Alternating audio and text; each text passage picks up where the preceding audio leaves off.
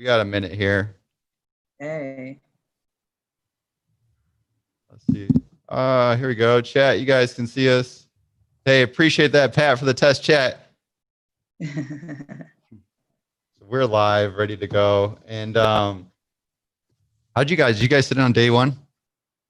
I sat in for the morning of it and listened to a bit of the chat in the morning, which was good fun, interesting. I did as well. Excited to be part of day two. Yeah. Well, we had a few kinks in the morning yesterday, but I think those are all worked out. So we're geared up. The rest of the day worked out really smooth. Good morning. Good morning, Dennis. What's up? How's it going? And yeah, I don't know. Do we have a crowd? Do we have anybody from happy hour last night? Anybody make it? Oh, Kevin. That was fun. I know it was a big time difference for you guys, but I had a lot of fun doing it. You have fun? You got to do it. You're a part of it. You're the opening act. Oh. Good morning. All right. I'll turn it over to you. Charlotte, you ready to get things going? Yeah. All right. Let me.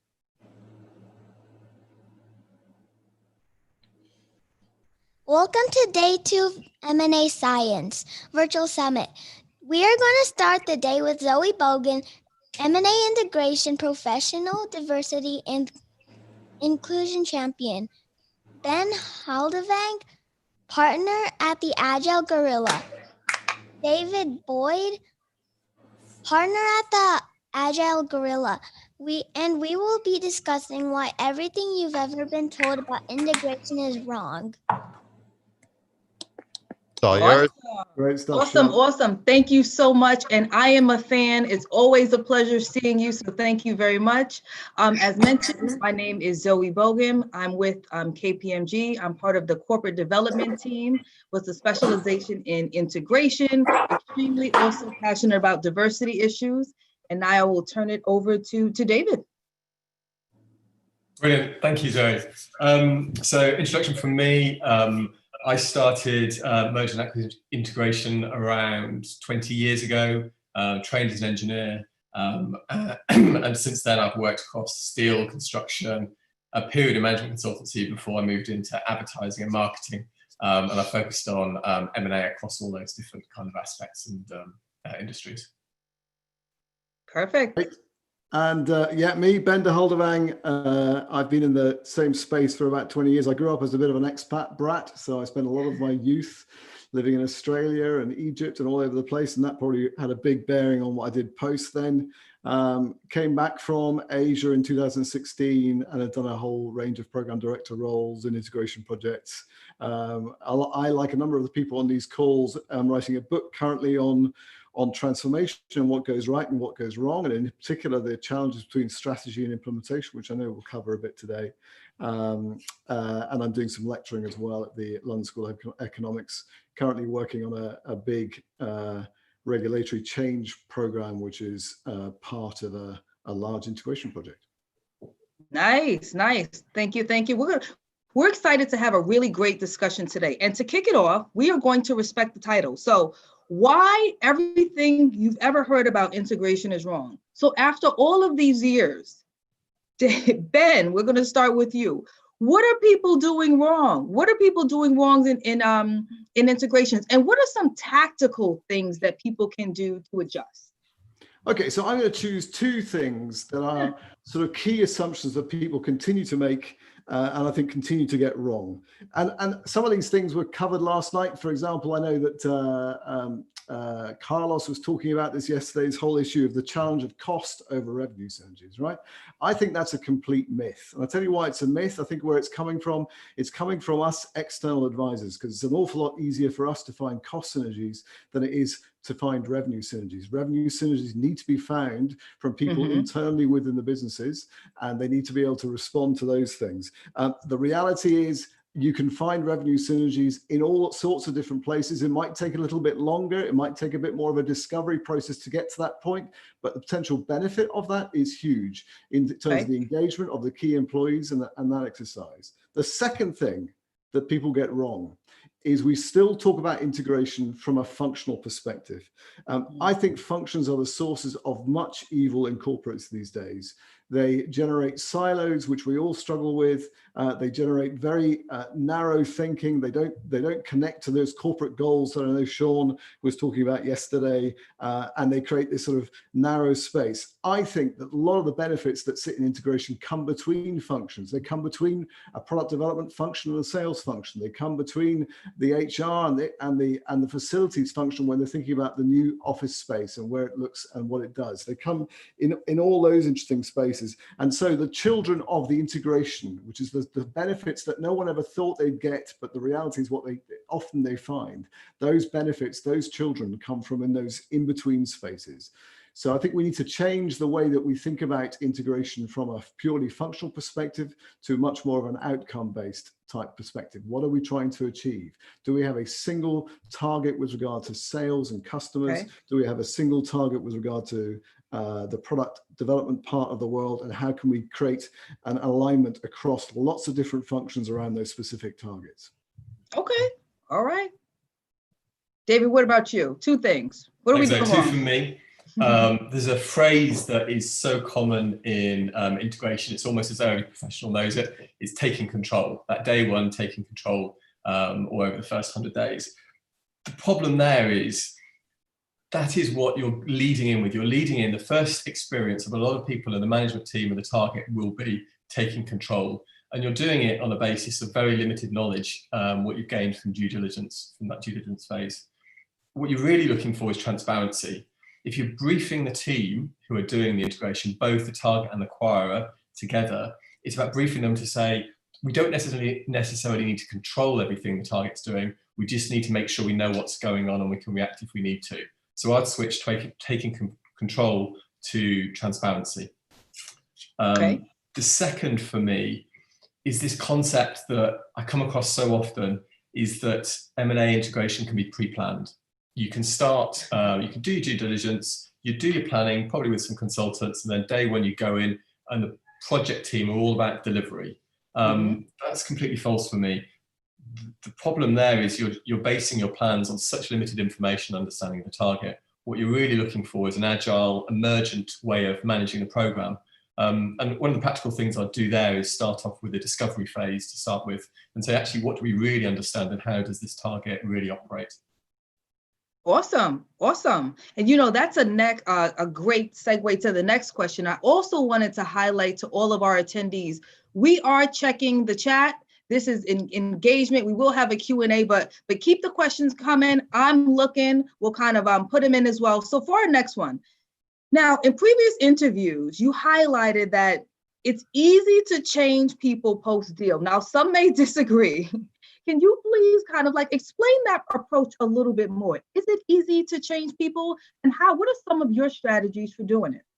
Yeah, so I'll start off with that one. For me, you've got to put it into context. So okay. All the integrations I've worked on, probably for the last 4 years now, have involved an 18-month transition service agreement.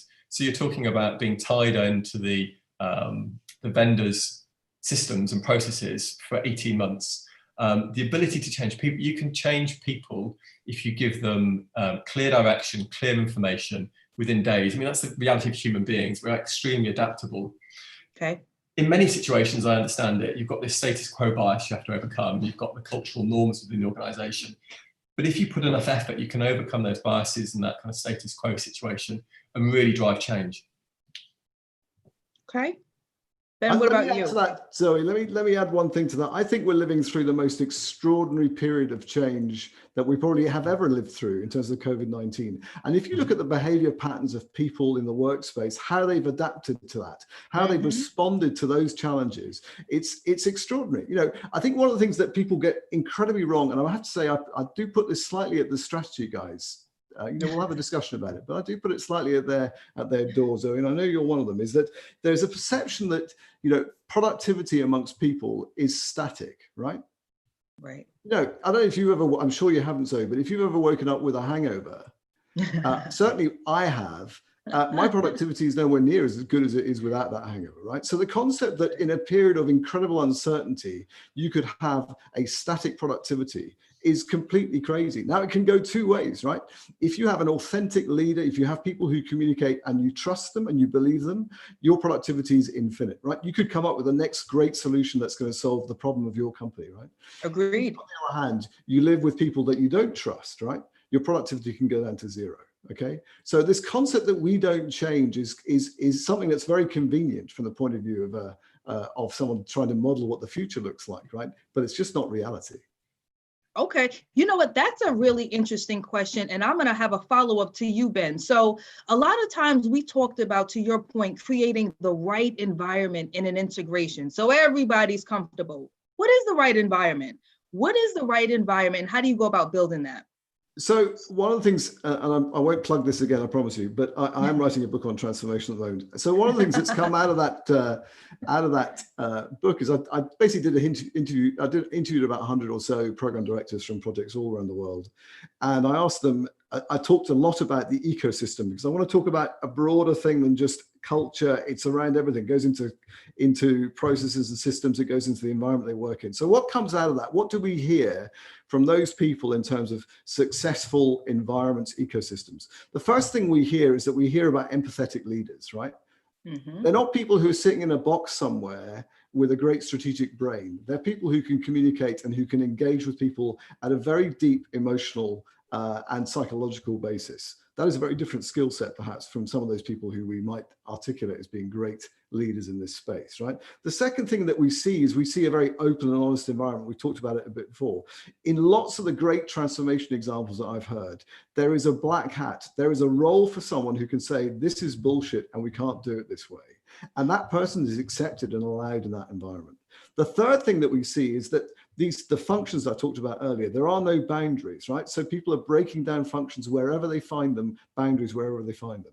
And I think the final thing that I will talk about is that there are very small, very visible signs of change. Humans have got this extraordinary ability to think long term, but they also have an ability to pick up on very small nuance and very small change. And that makes a huge difference in the process.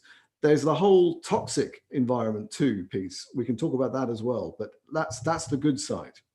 Right. You know, I have a follow-up question to that, and then I want David to chime in too. So you talked about empathetic leaders. Now, from a tactical perspective, because people have different processes, are you suggesting that a leader express empathy? Is it just through a written communication? Do you suggest that a leader do one-on-ones? Do you suggest they do team calls?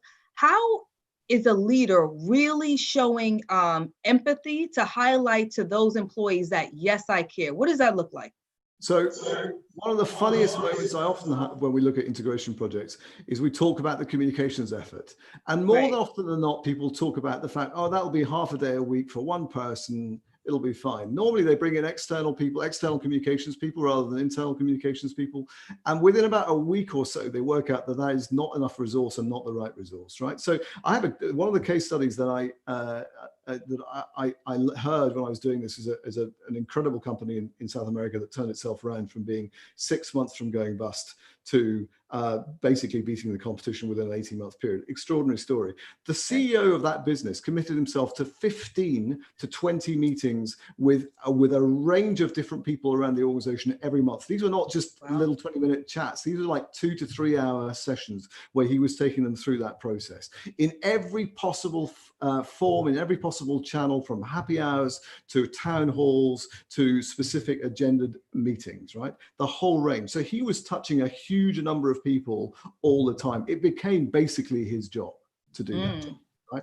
It's not a part-time thing. And for an empathetic leader, it's absolutely core to what they do. Interesting. Yeah, for me, I think there's a quote by William Gibson, which is, the future is already here, it's just not evenly distributed. So when we talk about the right environment, we talk about moving from pure strategic change through to cultural change and using culture as a driver for change. There's some great examples of what people are doing out there. So I don't think we're having to reinvent, to invent something new. It's purely about spotting what's going on and doing it in the right way. You know, you talk about authenticity of leaders, you know, as human beings being very sophisticated at telling actually if somebody's being authentic about what they're talking about. And then in terms of purpose as well, this idea that, purpose has come along and been a key driver rather than profit. What's the purpose of the business? But you can't impose purpose. People have to discover the purpose of the business for themselves. There's so many out there. There's just two. It's about finding what works and what will work for your organization. Okay. And you know what, you mentioned something interesting, culture. And culture is a hot topic, right? So we have another segment on culture later today, but culture is a key part of integration. Now, we, prior to this, had some very passionate conversations about culture. I'm going to dig into that a little bit deeper now. How important is culture to a deal, right? And how have you seen culture evolve in the past 10 years? And why is it so important for us to focus on? So, Ben, we're going to start with you, but we're all going to chime in here because this is a good one. Okay, so let's talk about culture. So I think let's go back to the subject, why are we getting things wrong? Okay, so there's two things that we're getting wrong in culture, right? The first thing is we're stopping at diagnostic, which, as my friend David often says, is a bit like going to a barber and getting a haircut. When you get that moment when they show you the back of your head, which is deeply interesting, but there's bugger all you can do about it at that stage, right? That's what diagnostic is. And that typically is where the process ends for a lot of organizations. And it's a sort of bit of navel gazing piece. Now, the reason why it ends there is two things. One is that people think it's a work stream. It's not a work stream, right? It touches every part of the business. It touches the processes. I worked with a rubber manufacturer in Singapore, their trading operation in Singapore. There was one woman there who basically had a sort of 3D brain. She could map the growing cycle, the transportation cycle, and the demand cycle. And she had these massive sheets of A3 paper that were basically a myth and a part of the legend of the business that she could do this. There was no technology involved in this. They were shipping enormous amounts of rubber around the world based on these A3 pieces of paper. That is a process, right? But it's also part of the culture of the organization, okay? So if you think that you can go into a beautiful office sometime, get some PowerPoint slides, and that's going to ultimately change the culture of the organization, that's complete nonsense. The problem is that changing culture is a lot of little steps. It's not some silver bullet.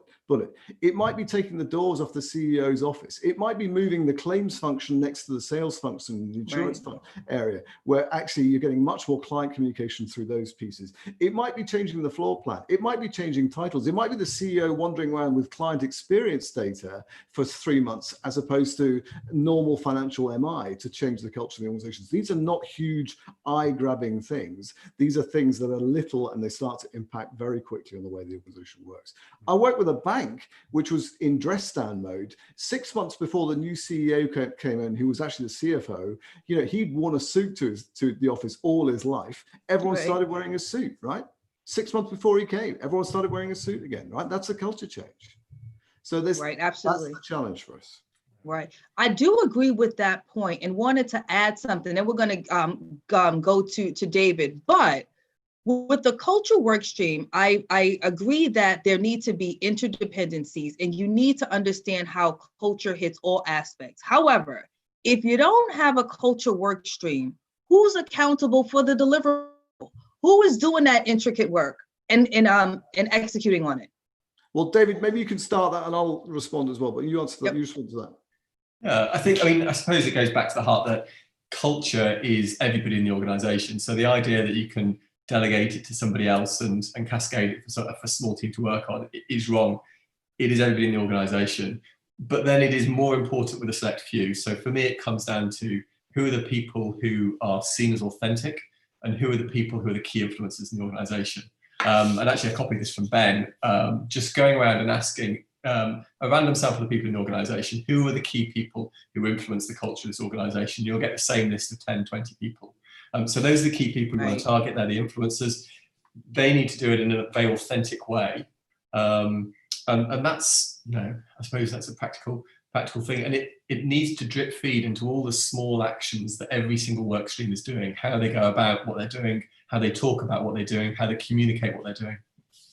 Look, it's really easy to be honest, right? Every work stream meeting you have, you can have a little culture segment in those regular catch-up situations where people are going to talk about what they found, what they've heard, what consistencies there are around language, what processes people rave on about, what things they've observed that are completely unique and remarkable. You know, it's very interesting. When you open your eyes, you see the most remarkable stuff that's taking place. I remember going into an oil and gas company in an office building in the middle of Kuala Lumpur, working with them, and I walked in the door. I hadn't worked in the sector before. I walked in the door and I had a meeting. It's a perfectly normal office building, and they started with a fire briefing. I said, "Oh, that's really nice of them. I appreciate it. I've never been here before, and you know, that's great."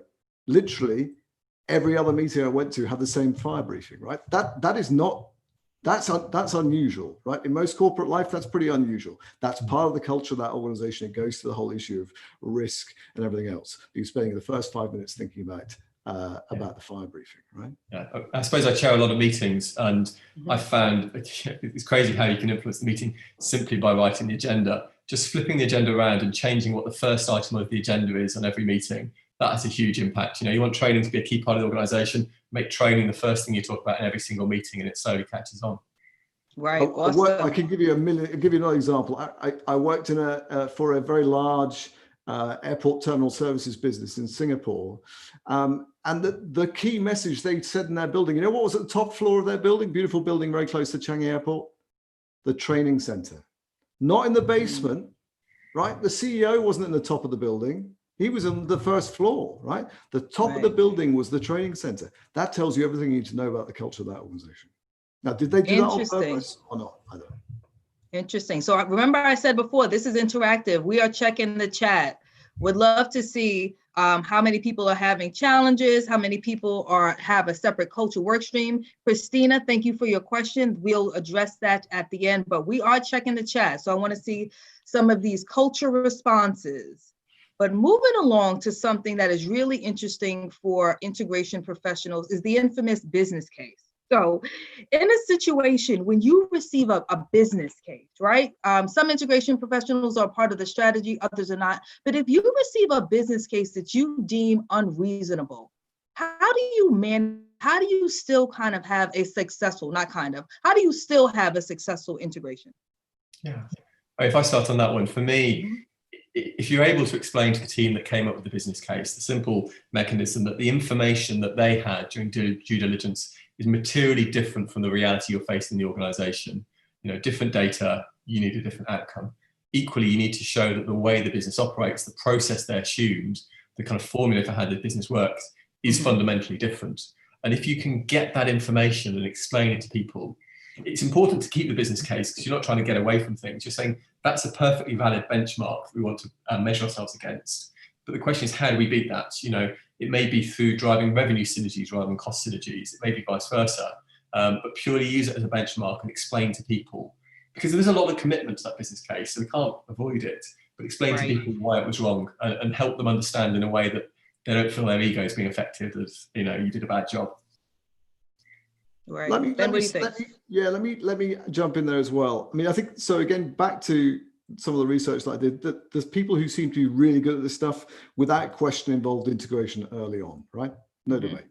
And they've all involved them in quite a deep operational sort of sense, and they got them involved in that project, and they got them involved in what the cost of delivery was, and they got them involved in what to do first. That's just, I've worked on a situation relatively recently where this organization is going to go through exactly the same process as it's gone through before, but because they're buying someone else, they're about to fire half the people that we're going to need for that program. So what are we going to do? We're going to rehire them back as expensive contractors or find people externally who don't know what they're doing. I mean, it's just completely mad. Now, it might make sense in the context of a financial model, but it doesn't make any sense in the context of an integration program, right? So that's the first thing. So, I mean, it is terrifying when you see a business case, as I saw one relatively recently, 5 years out with revenue synergies and cost synergies down to the dollar. Now, that would be understandable if that was an entirely complementary acquisition process, right? In this case, 80% of the business they were buying was nothing to do with where they were currently. So where the hell is that information coming from, right? Is that some crystal ball they've put? I mean, it just doesn't make any sense, right? So that's when you've got to challenge the business case. Now, I agree, Dave. Dave, if you committed to the market, you're going to do something in certain ways. That's fine, and that's what we have to live with. And that's the reality of it. I think the question of how we do those things, how we deliver those benefits, has to be to some extent within the core of the integration program to make sure that we're capturing the right things at the right time and getting to the right place. Those children of the integration I talked about, those benefits, they come when you approach that in that way. Okay, great point. I now want to move on to utilizing the target employees.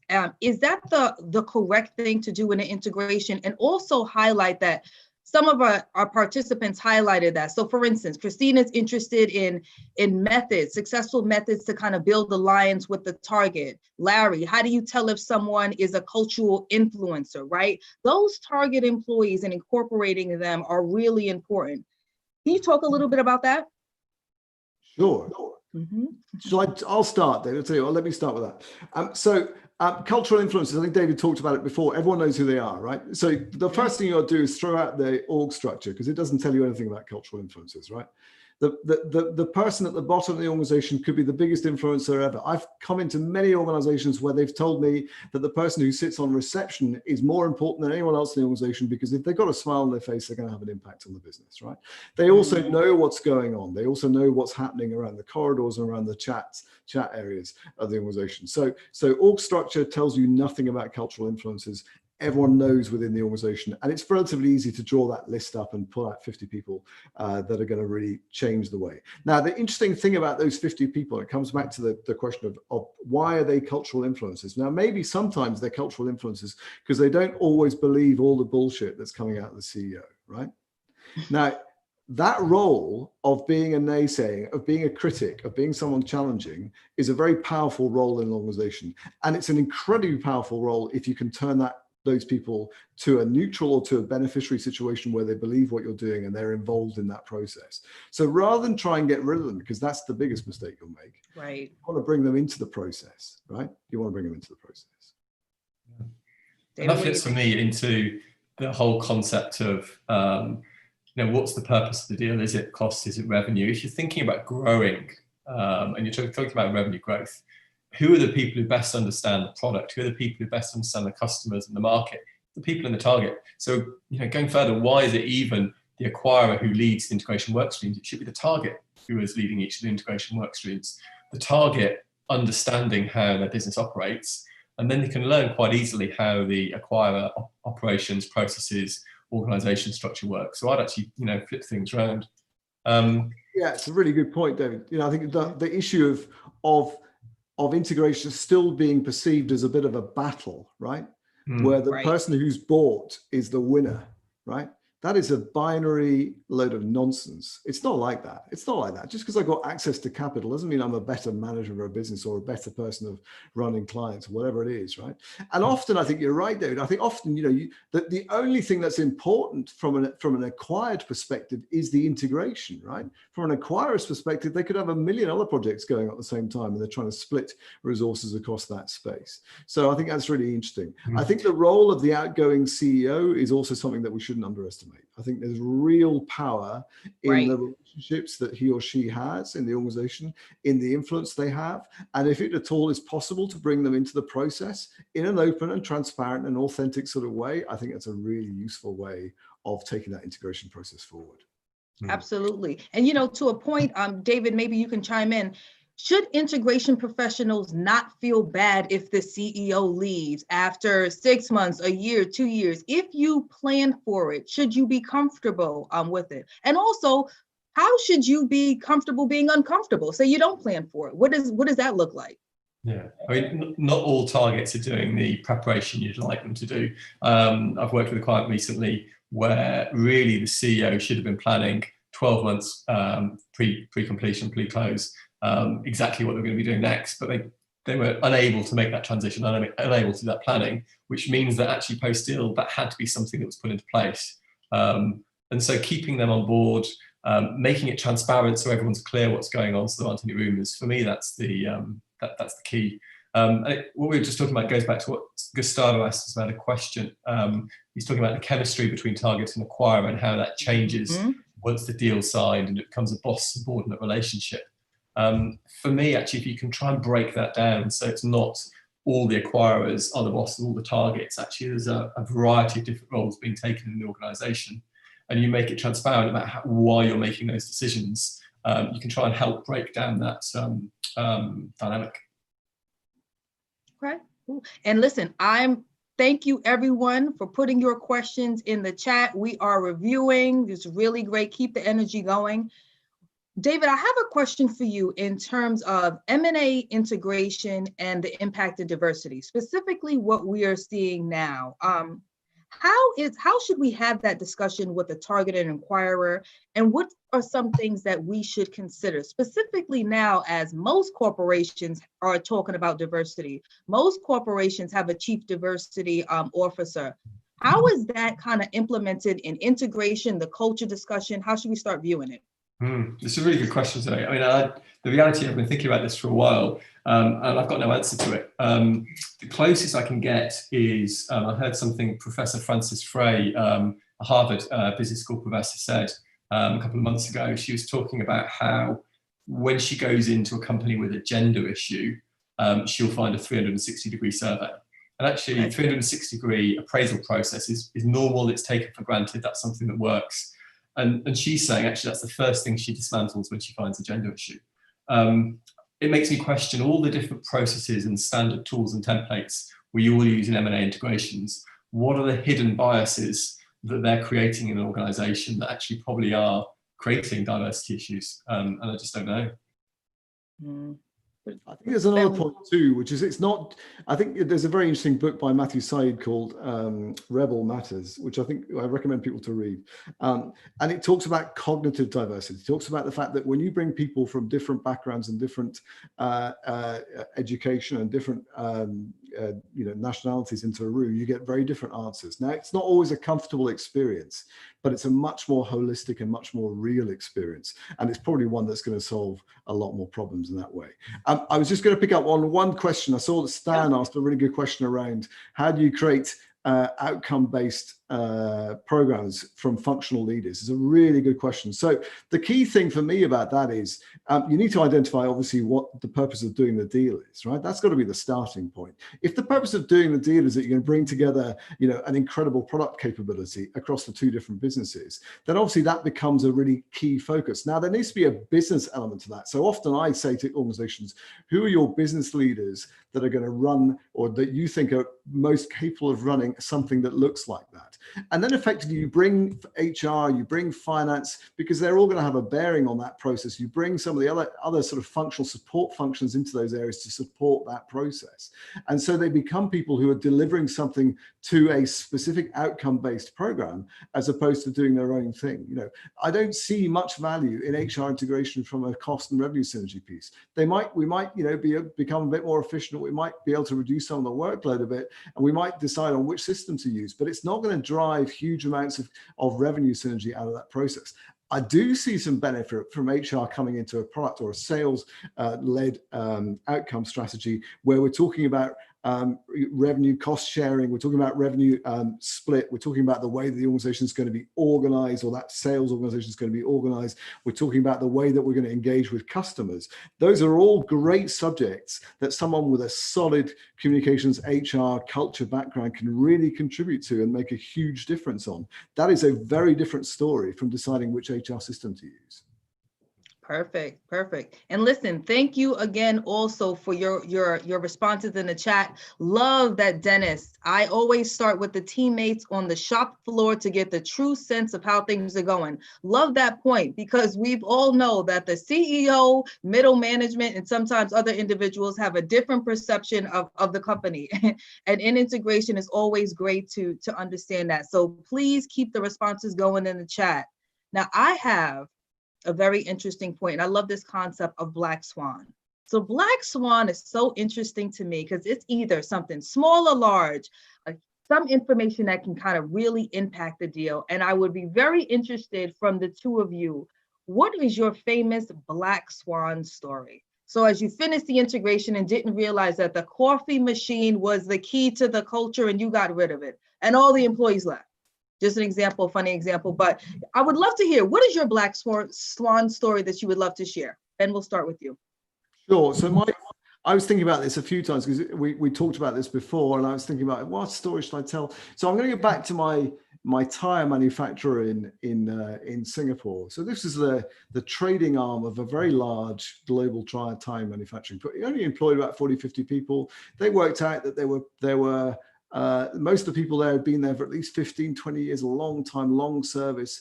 The entire organization was dependent on their ability to manage the sourcing, transportation of rubber as the primary ingredient to about 28, 30 different manufacturing sites around the world.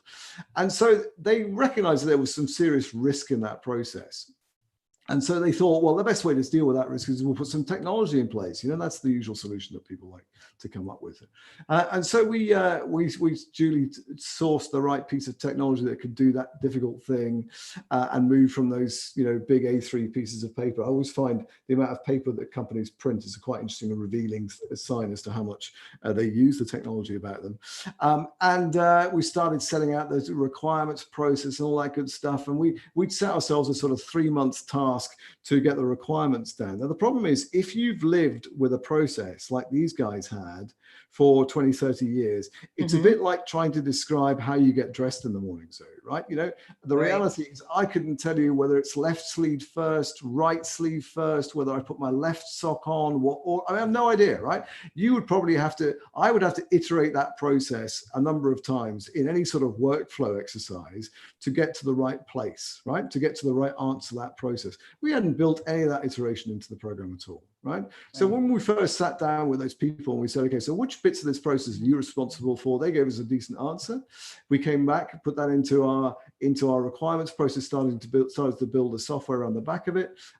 Guess what? The answer was wrong, right? The answer was wrong because it was impossible for them to describe that process. A bit like describing how you read, right? There's no way you could do that. So what we had completely failed to understand is that when something is so embedded in you as a human being, describing that in a logical way is just not the right way to do it. You need to iterate. So we finally worked out that we would have to take the same piece of paper back to the same groups of people at least 4 or 5 times. It was going to be more like 6, 9 months or so before we'd actually get to a point where we captured the key aspects of each of their processes and understood what they were looking at, basically. So that was a really big learning for me. Okay. All right, David, what you got? For me, it's my first one. This is going back 20 years, but it still sticks in my memory. So it was quite a powerful learning experience for me. It was in the steel industry. A UK business bought a French business that manufactured rails. So the steel production line making very long rails for high-speed railway lines. Okay. The people who were doing the deal and coming up with the synergy plan basically assumed you could move the product in the UK, which was manufactured at a certain length, over to the French production facilities and manufacture it more efficiently because it was a more efficient mill. What they completely failed to realize was that the French mill was optimized for a certain length of product, 120 meters. The UK market was all 80 meters. Actually, as soon as they went and worked through the plans with the French management team, the French guys said, actually, it's going to be extremely inefficient and costly to produce your product in this mill. So, I mean, partly that would have been really hard. The way that's actually succeeded was 2 things. One, the French guys were the ones that had produced the first ever rails for high-speed railway lines, and they had a huge amount of pride. So there's no way anybody was going to come in and tell them what to do. So that strength they had in their own belief, self-belief, really was powerful and gave good resistance. And the other thing that really helped for the management was the market dynamic completely changed. Basically, the demand in the UK tripled overnight because of some rail issues. Which meant they could actually say, we need to keep the UK mill open to continue to service the UK market. So we were very fortunate, but actually if those things hadn't have happened, we may have done something crazy, which is move the product over. Wow. Those Black Swan stories. We have a really good question from Razi. No, yeah, sure. I was going to respond to one, so I'll just jump in. I don't want to take over this conversation, but I was going to jump into one. There was one question that was asked about, what about buying Japanese companies where something's been done for the same way for decades, basically? That is a great, and how do you change the people in that process? I think that is a fantastic question. And my immediate answer to that question is look and see how Japanese companies buy businesses overseas. What do they do? I tell you what, they don't jump in and try and change things immediately. They send people across. They observe for a hell of a long time. They see how organizations are starting to work, and they start to work it out from that perspective. So time is a very different thing in a Japanese environment to a UK or a US or a European type environment. And if you want to get the benefit out of the process, it's worth paying attention to that exercise. That's the first thing I'd say. The second thing, sorry, there was one more I was going to quickly respond to. Lynette asked a brilliant question. In my 10 years of doing deals, I've never seen a separate culture work stream put in place. Rather, I've seen it as part of the HR work stream or change work stream. Another big bugbear I have, but anyway, separate issue. One of the detriments I've seen on the buyer side is it turns out they're not aligned on their own culture and even what definition of culture is. Don't you think that ensuring alignment of what culture is on the side of the buyer is important to do in parallel with assessing and understanding the target's culture? That is a fabulous question. I'll tell you what, at the heart of that question is a perception, and I think it's false, that there is a single corporate culture. It doesn't exist, right? How could it possibly exist? You've got people from different backgrounds, different things are important, scientists, you've got accountants, you've got people who've grown up in entirely different places. You know, there may be some core tenets that we all believe in, right?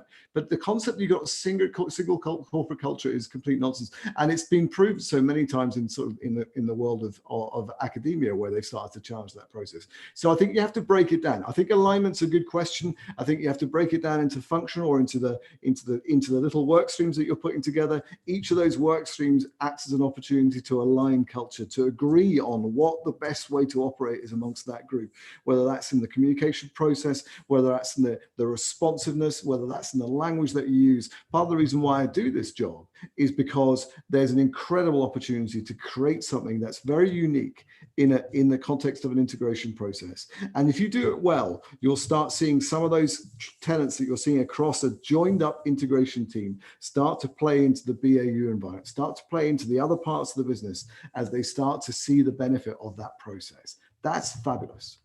Okay. I have a really good question. I want David to take this one specifically with what we're dealing now. So Razi sent this and said, what are some ways you can address the face-to-face restrictions, which is so important in addressing culture during the COVID-19 time? It's interesting. I was actually asked the other day about remote working. And a business was preparing for sale, and the board were asking, actually, we need to stop this remote working as soon as possible, because for an acquirer, they're going to be really worried about actually having to take over a remote workforce versus a centralized workforce. And that kind of blew my mind a bit. There's so much in terms of understanding and research that says people working remotely can be more productive than they are in the office. Now, equally, that's balanced with the fact that you've done it for 3 months. People actually prefer the social environment of going into an office. So there is that kind of, okay, productivity overall can be better. It does vary by role and vary by industry, but overall can be better with people working remotely. But equally balanced by the social impact of people being in the office and that collaboration, the serendipity you get from different organizations. For me, it comes down to how you treat people. And COVID is, you could say it's an impact on the company. Really, it's an impact on the individuals of that company, and people are having to make huge changes to their own personal lifestyle. They're working in their own home with their own materials, using their own broadband connection, often with their own IT equipment, just to keep the business going. And to suddenly turn around the next day and say, actually, we're taking all that away again now. We're going to, as soon as things are off, you can't work from home anymore. We've decided it's an office-only culture. Just fails to value the people in the organization. For me, every single deal I've done, whether it's steel industry with heavy assets or construction, manufacturing or advertising, marketing, it's the people in the organization that deliver the synergies, and it's the people in the organization that ultimately the value you're buying. Absolutely, absolutely. And keep these questions coming. We are looking. There's one I was going to quickly respond to. Yeah, go for it. Joseph to Leon asked a good question. If we don't use the terminology battle, what's the right narrative term to use for an integration process? That's a fabulous question. I would say, we talked a bit about marriages before, and that's a sort of well-trodden path that people think about. Partnerships. These are all much less pejorative type terms, and they get to the heart of what we're trying to get to in terms of collaboration and cooperation across two different businesses. And I think it's great. I know, Joseph, I think you're based in the Philippines, and I think, and I've spent a lot of time working over there, and those are terms that I know are much more familiar and much more relevant in that marketplace. The issue of buying something cross-border and that integration process is a really good challenge. So I'm sure that's where you're potentially coming from. There was one other good challenge in here, Zoe, which I was going to respond to. Go for it. And I love it. It's a great question. It comes from someone who's anonymous, which is fine, but because it's fair enough. HR is very relevant in people businesses plus 100,000 employees. HR needs to align comp and incentives. If not, we do not integrate the businesses. Okay, so I am not dismissing HR's role at all in the context of integration process, at all. I think they play a critical role, absolutely without question at all. However, I think they could play more of a critical role. I think they could do more around change and around culture. I think they could influence every other stream in this process if they were part of an overall effort around an outcome-based exercise. I think integrating comp and target incentive processes is a critical thing, but it doesn't happen in the absence of everything else that's going on. It has to be aligned to something else that we're trying to achieve in the process. Right. It's not just the best of both, right? I'll give you an example. David's heard this a million times, so I apologize. And I know there's a few on here that know me from the past. I may have told you this story as well. I did a bank merger in Egypt. And what was the most fascinating part, it's another little black swan moment, basically. This bank merger had a European bank and an Egyptian bank in it. The European bank was desperate to align the comp structures, in particular the benefits part of that, and in particular the health insurance part of that. It caused the biggest problem you could possibly know in the Egyptian organization. Because if you're in Egypt, if you're a mid-manager in Egypt, and you are contemplating the possibility of taking your children to a public hospital because they're sick, the likelihood is they will die in that hospital rather than come out cured, right? So the impact of any change, any level of uncertainty around health insurance for them is a gazillion times higher than it would be in the UK or in France or any of these other markets where the likelihood is that you're going to be cured, right? So this is not about, so the value of that benefit suddenly becomes exponential because we're not talking about me anymore, we're talking about our kids, right? And so this is not it's an emotional subject. It's a subject where value is in the perceived in the eye of the beholder, and we have to deal with that in that emotional way. Now that is not a let's get to a level playing field in terms of the amount of money we're spending from a benefit perspective across two different businesses. That has to be dealt with at a different level. All right.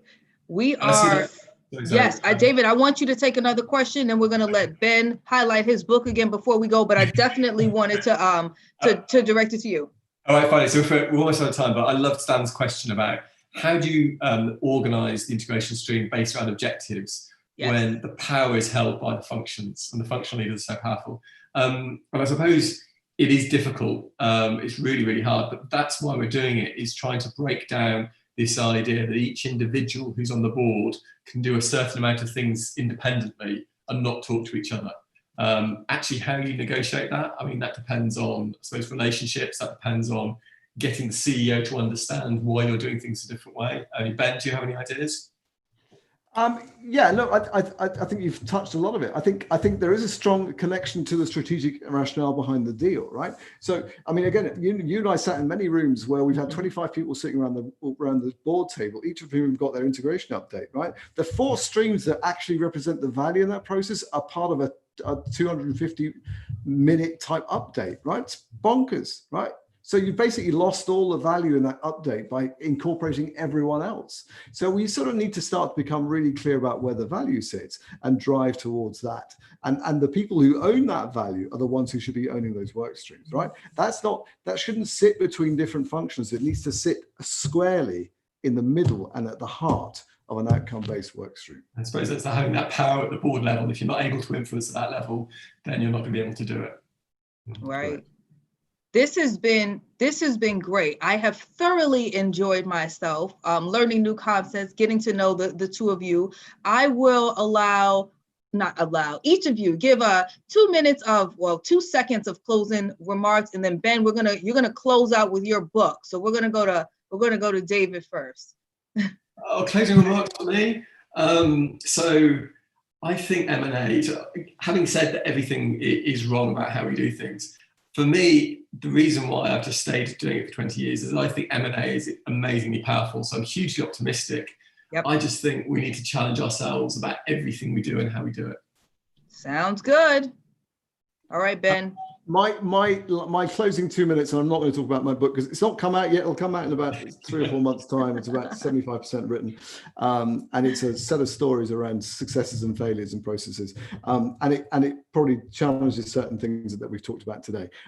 I think David is right. I think M&A is the single biggest opportunity for organizations to change the way they operate and think about their ways, their organization in a completely different way. It can engage people from the very top to the very bottom of the organization. I think one of our biggest challenges in corporate life these days is that the people who come in new are not engaged anymore. They're not involved in the process. They don't understand the strategic rationale, and they certainly don't have anything to do with people who sit at the top of those organizations. The gap is too big.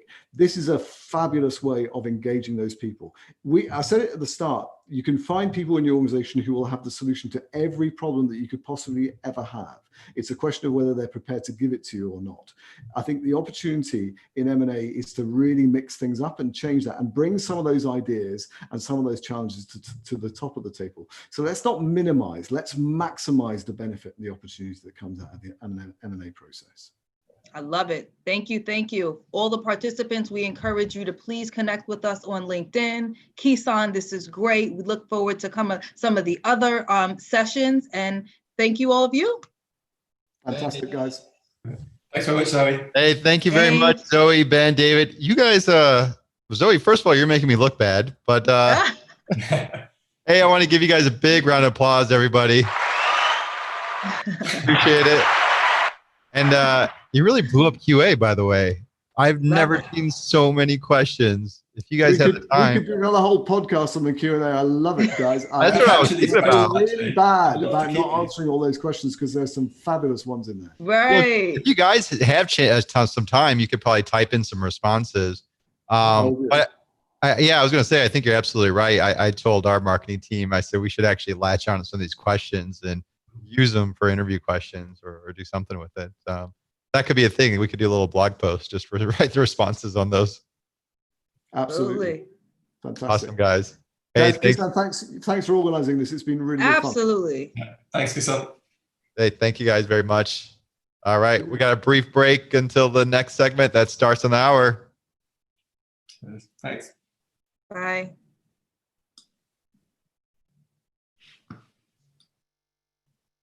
Hey, Kisan, I'm just checking in, make sure you can hear me. Yep, I can hear you. Can you hear me? I can. You want to do some back curtain talk? I got a few notes about that yesterday. I was like, we can still see you. I'm like, I know. We're not shy about that here. I was more worried about Anish yesterday because I wasn't sure he realized that we could see him, but apparently he realized that. So now, your audio is a little staticky. Yeah, you might want to restart. I'll sign out and sign back in and see. Yeah, I would do that. I think that might clear it out. That's always the first answer.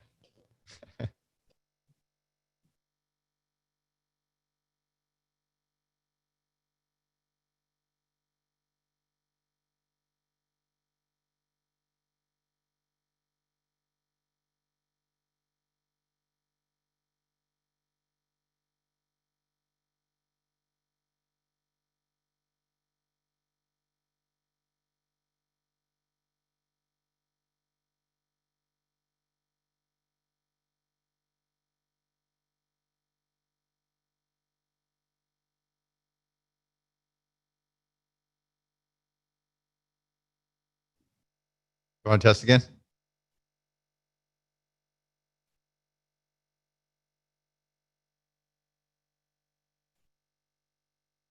Hey, does my mic sound better?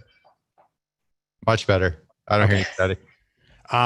Val, I don't actually see you. Can you see Val Kison? Because she can hear us.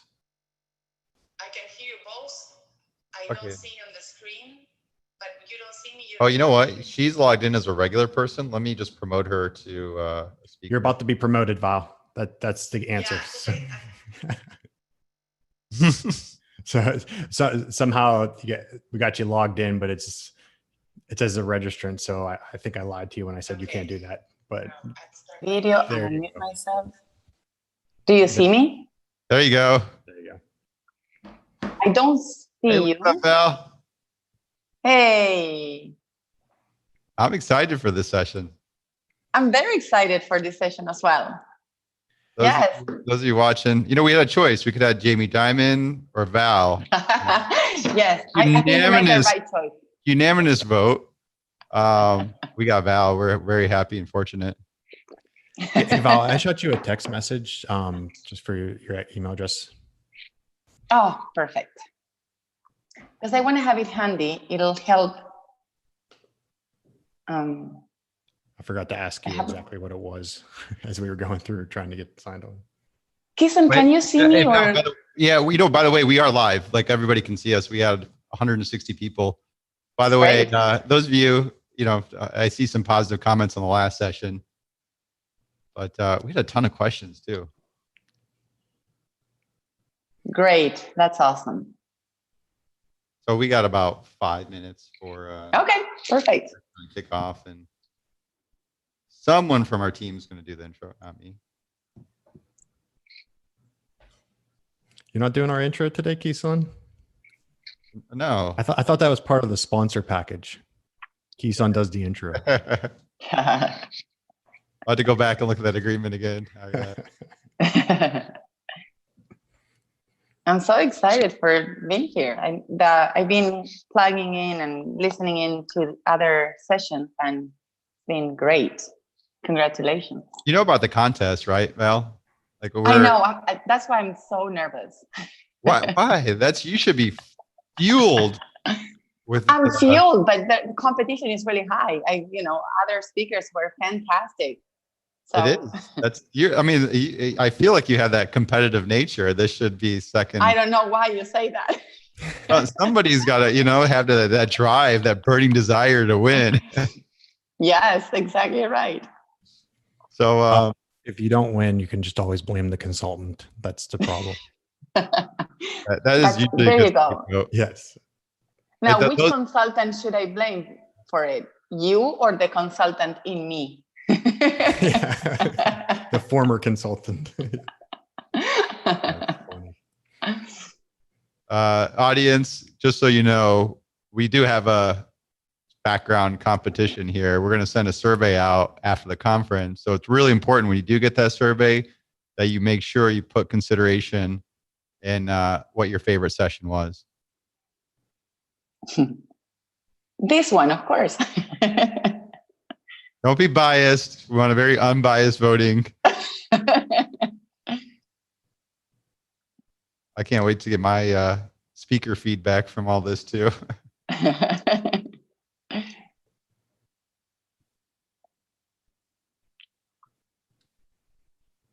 4 minutes. Perfect.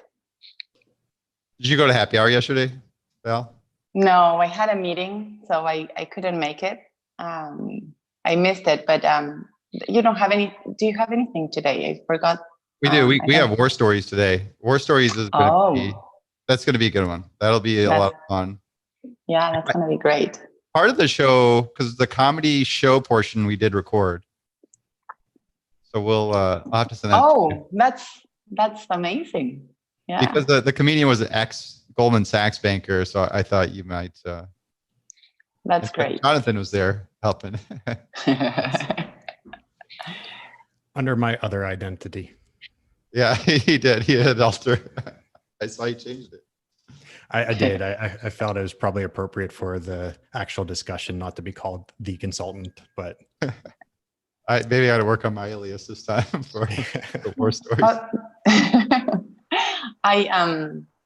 I sympathize with you, Jonathan, and being called the consultant sometimes it's awesome. So Yeah, there's definitely pros and cons to it. Exactly. It all depends on the context. We're breaking into a new era of like cool consultants that actually add value for what they get paid. Right, Jonathan, you're leading that new generation. That's the goal. That is the goal. Both be New cool and generations get paid. of consultants. Yeah. Right. If I can accomplish both of those, that's a good day. This session is going to be a prime example, right? It's not going to be a long commercial for Guidehouse. We're going to actually teach some things about M&A integration. But the only problem is unpaid. So we've got to work on that part at some point. We're going to have a donation link somewhere. Just, put $1 in, guys. It'll help Jonathan out. You're killing me, guys, here.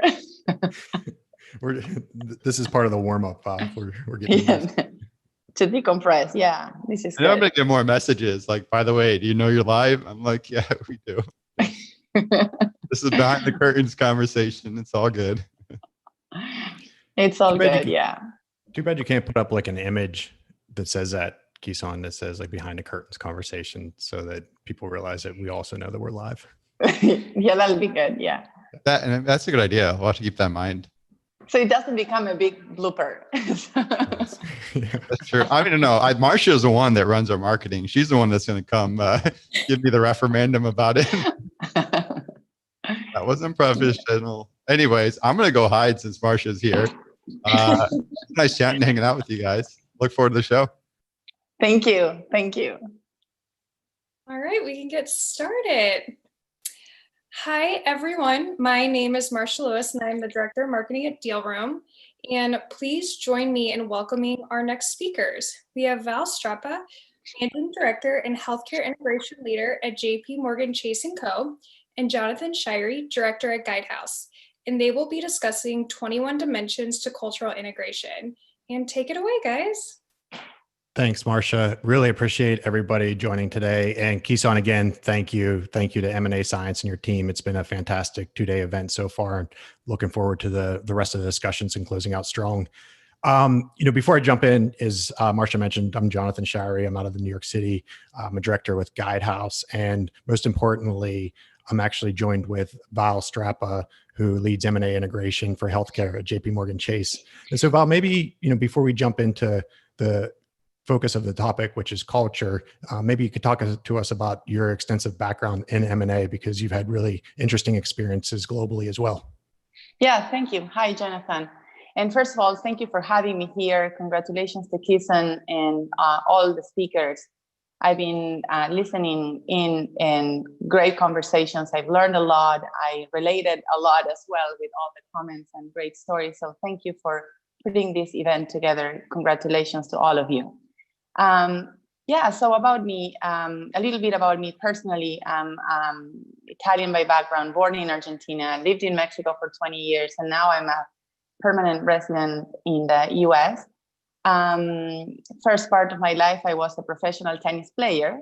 And then I decided I wanted to be an engineer, industrial engineer by background.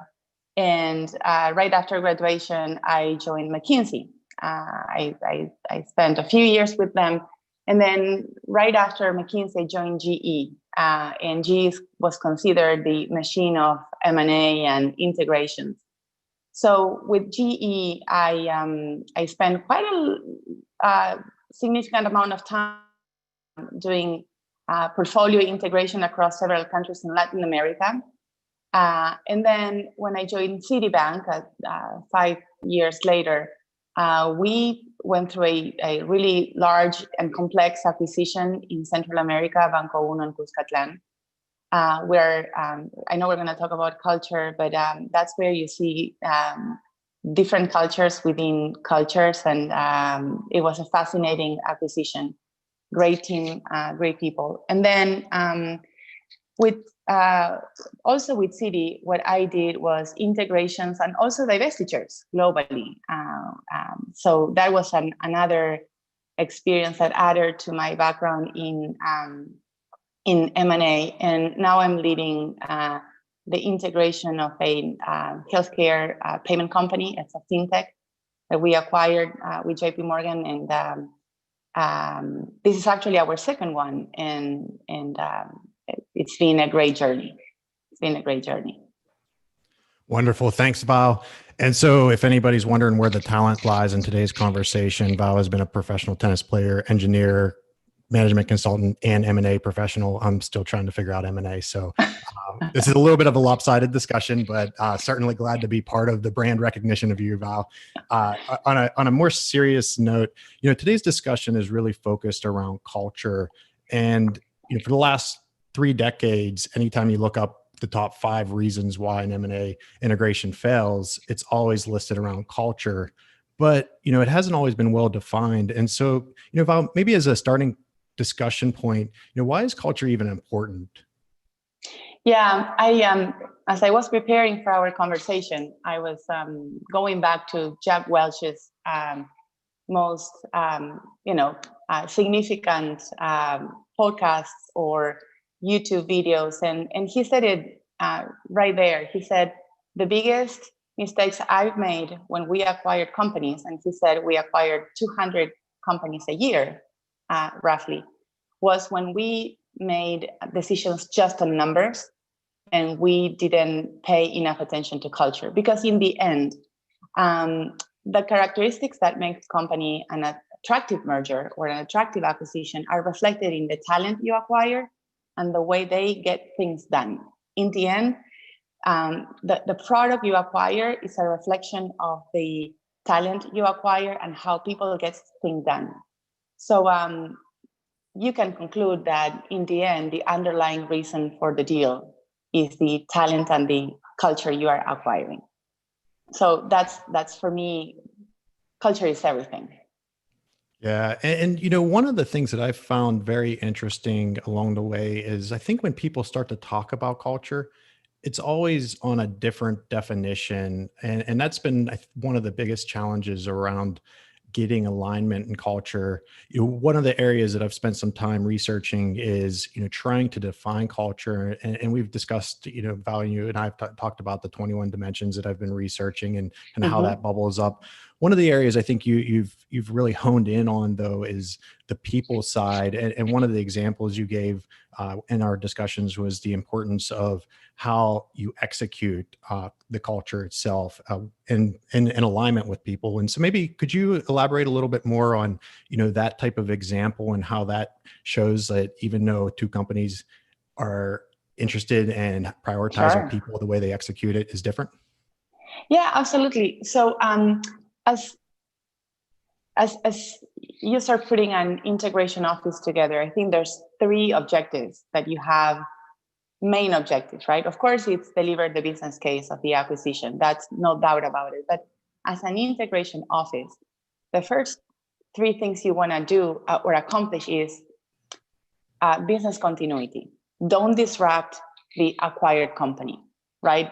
Make sure that employees and clients will continue to do business the way they did business the day prior to the acquisition.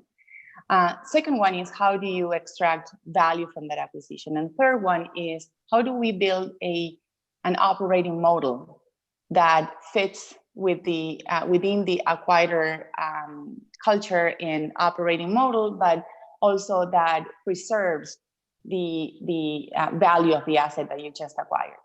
And from my perspective, cultural integration starts before the deal closes, right? And when you go through the due diligence and you start analyzing a company, many times I think we look at the values of the target, but we don't go deeper. I think in many cases I've seen, it's like, oh, they share the same values, right? We care about, for example, we care about people.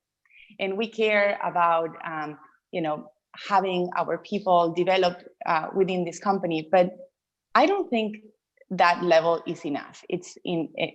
Culture manifests itself in behaviors, in how do you behave in a meeting? How do you make decisions? How do you appraise performance? How do you recognize execution? So One great example that, going back to the consultants conversation, but I was listening into the McKinsey podcast on M&A, extracting value from M&A.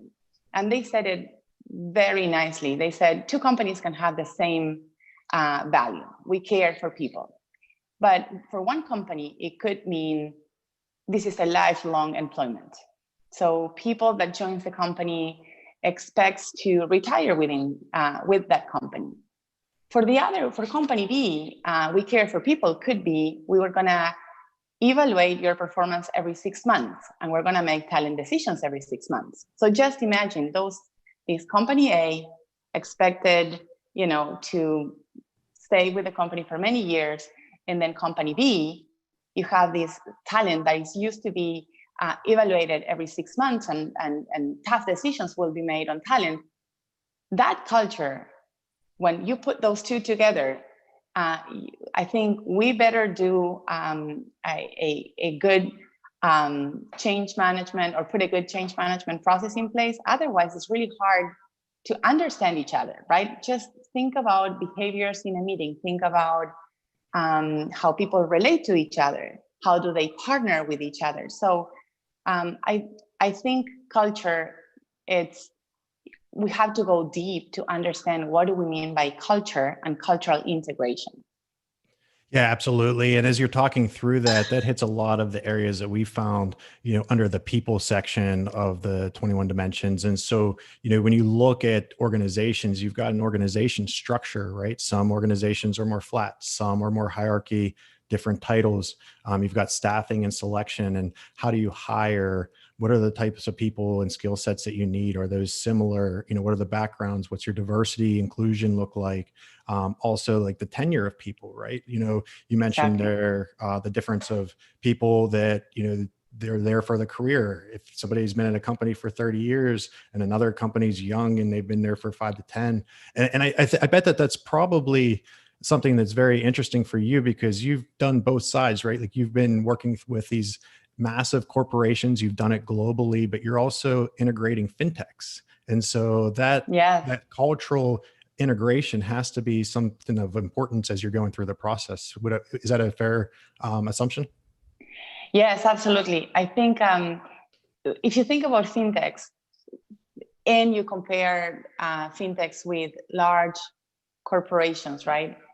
Fintechs most likely have grown with the same team of people. They've grown their company, it's their company. And I think the most scarce resource they have is time and money. So in my experience, decisions are made very top down. They have a very, I think, very process oriented decision making. And every decision that it's made is thought through, at least in my experience. I'm not saying that's the case for all fintechs, but the fintechs that I've interacted with, decisions are made within a very small group of people, cascaded down to the entire organization, and information flows very quickly because it's a small group of people.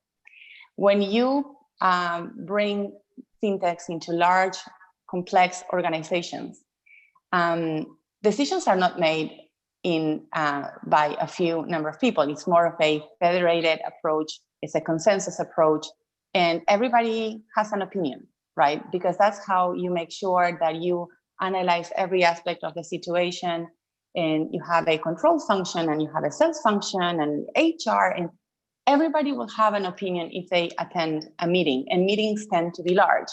That has been my experience as I work with, large number of people, right? When, and I saw no difference from GE to Citi to JPMorgan. It's because it's so large, you need different people to agree in, different decisions.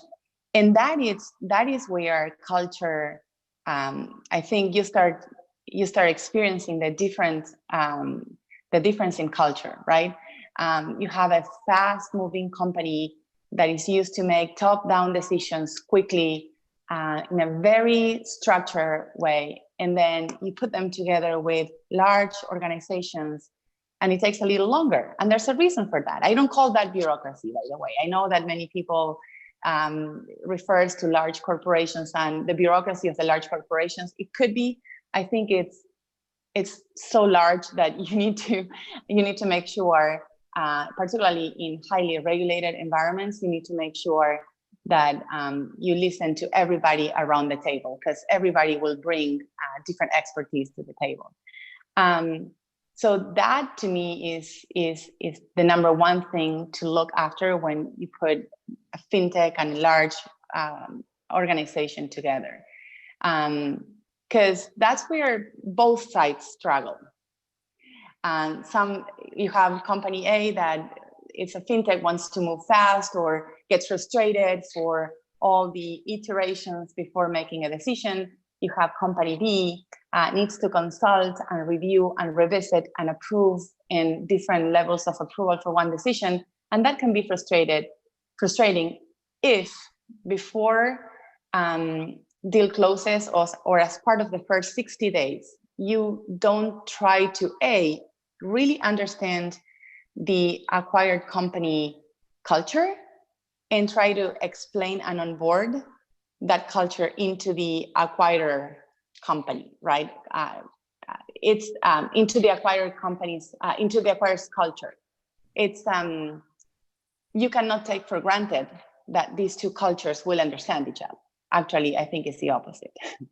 Right. And you know what I love about that example is that's an example of fintech and say a bank or a financial institution, but it's really kind of, if you strip it down, it applies to any industry where you have a larger corporation, maybe buying another different size corporation, and there's different maturities in their processes, different approaches. And so I think it, really applies. And that's why I think your experience is so interesting, because you bring healthcare, you bring financial institutions to bear.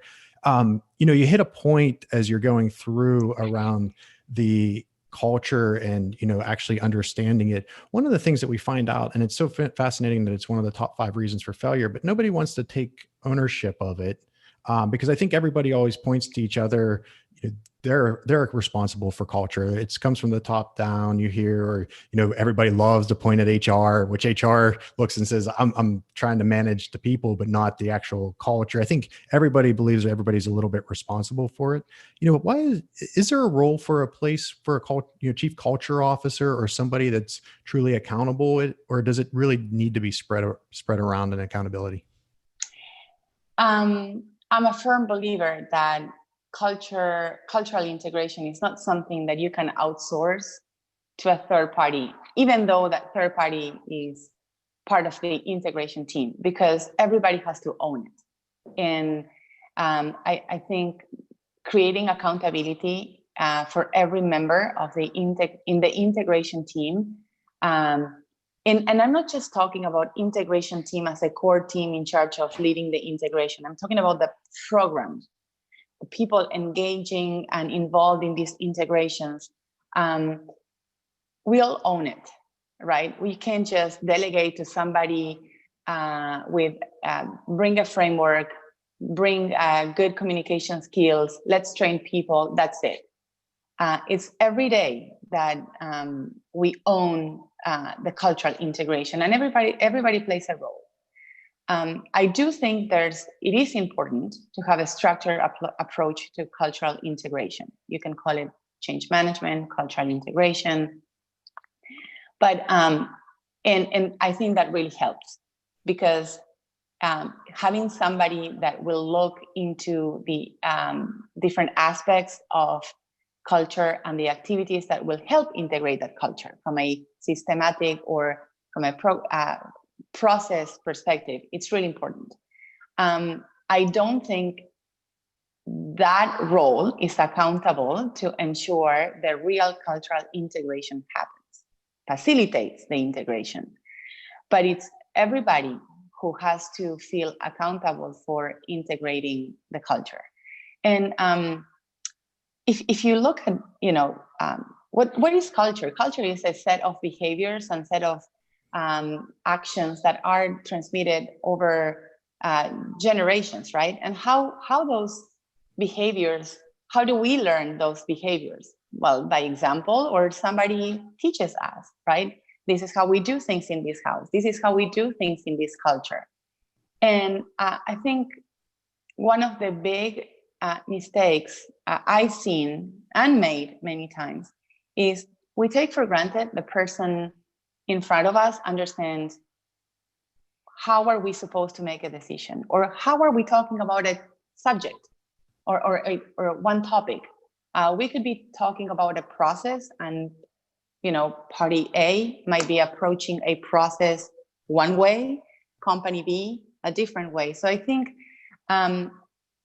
making sure that in every interaction, in every meeting, there's a little bit of let's take one step back and let's give everybody a little bit of background of what are we talking about, why are we talking about this, how are we going to approach it, and making sure everybody understands the why and what, and has an opportunity to express concerns, questions.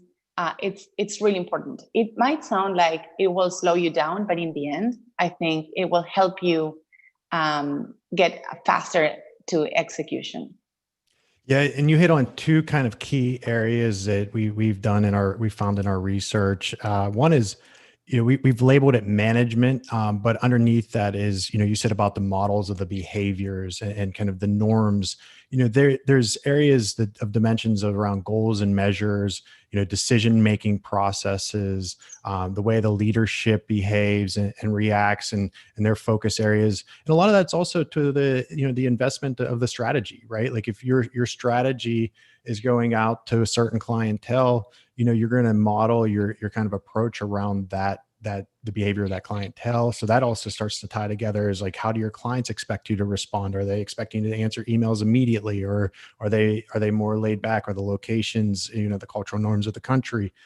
So all of that goes together very well, which I think is a key part of understanding how a company, has its own behaviors and norms. And so when you look at two different industries, which I know you have experience trying to integrate, does that start to come in, the fact that there's different strategies for those industries, or are there a lot of, I guess, overlapping values or overlapping areas where you can build on the culture and actually create similarities, and then take out the 2 or 3% differences?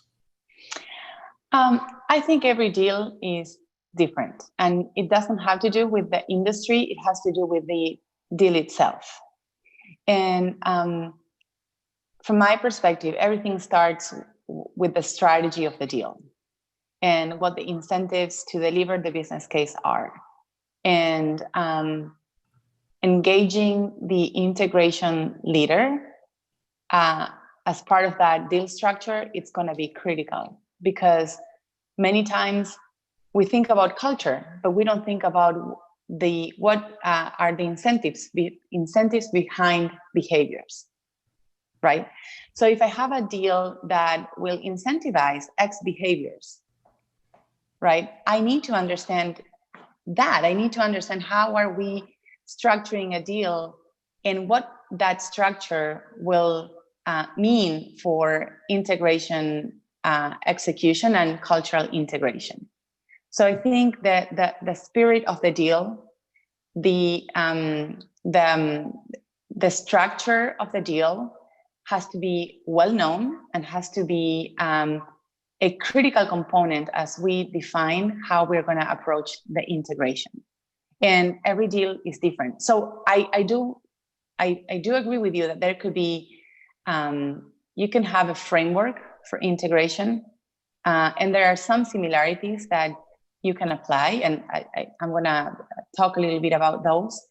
But I think every deal is different, and it's very much related to the strategy, the spirit of the deal, and the structure of the deal. So I think that's what will make the, and of course then the industry, the size of the company, that will play a big role. But I think those two, the spirit of the deal and the structure of the deal, will delineate how people will behave. as you start integration. What I do think it's a good best practice is, as I said, make sure you integrate or you make the integration lead part of the deal structure, and that cultural integration starts before the deal closes. And I think it all starts with and having those conversations with the target leadership team to understand who they are, how did they build the company, what is important for them, and understand it in a very structured way to understand across the 24 dimensions, to use a framework or a reference. And I know people is asking for your framework, Jonathan. So that'll be great for you to share at some point. But in a very structured way, go area by area and understand, how do we do things? How do we compensate people? How do you approach decisions? What are the things that you like and what are the things that you don't like about your company?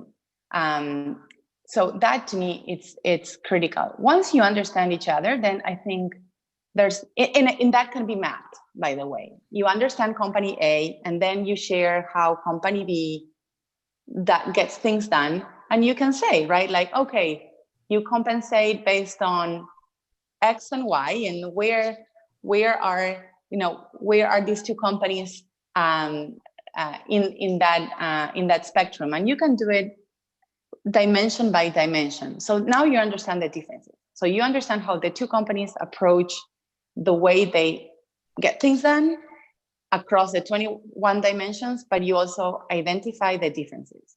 So once you have those differences identified, you can decide what are the behaviors you wanna preserve, and what are the behaviors that will have a potential clash. And for those, right, for the ones where you think there's an opportunity to preserve, you discuss how are we going to preserve these behaviors, and how are we going to make sure we get closer to each other for the ones that will mean trouble in the future.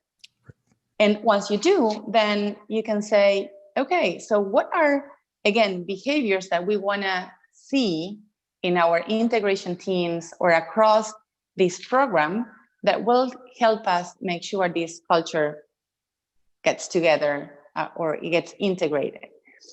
And that is, from my perspective, work that has to be done before the deal closes again. And I haven't seen many cases where this aspect of the due diligence gets done appropriately. Then you close the deal. And when you close the deal, I think there's a very important conversation that needs to happen CEO to CEO to say, these are the things that we want to preserve from your company as we integrate. These are the things that we're not going to negotiate because are really important for the acquirer, right? It could be because that's the way they do business, how they are perceiving the market, or because of the regulation they are subject to. For whatever reason, these are the non-negotiables. And then these are the things that we will have to discover as we go through integration. And that's why I really like Kison's idea of Agile integration. I've done a lot of Agile projects transformations. And even though you have this defined framework, agility is everything. So you have a frame of reference, but as you go through the integration, it's important that we are able to adjust. So the direction is set, the culture we want to create is agreed, the behaviors we want to emulate or we want to promote are defined. Now day one happens.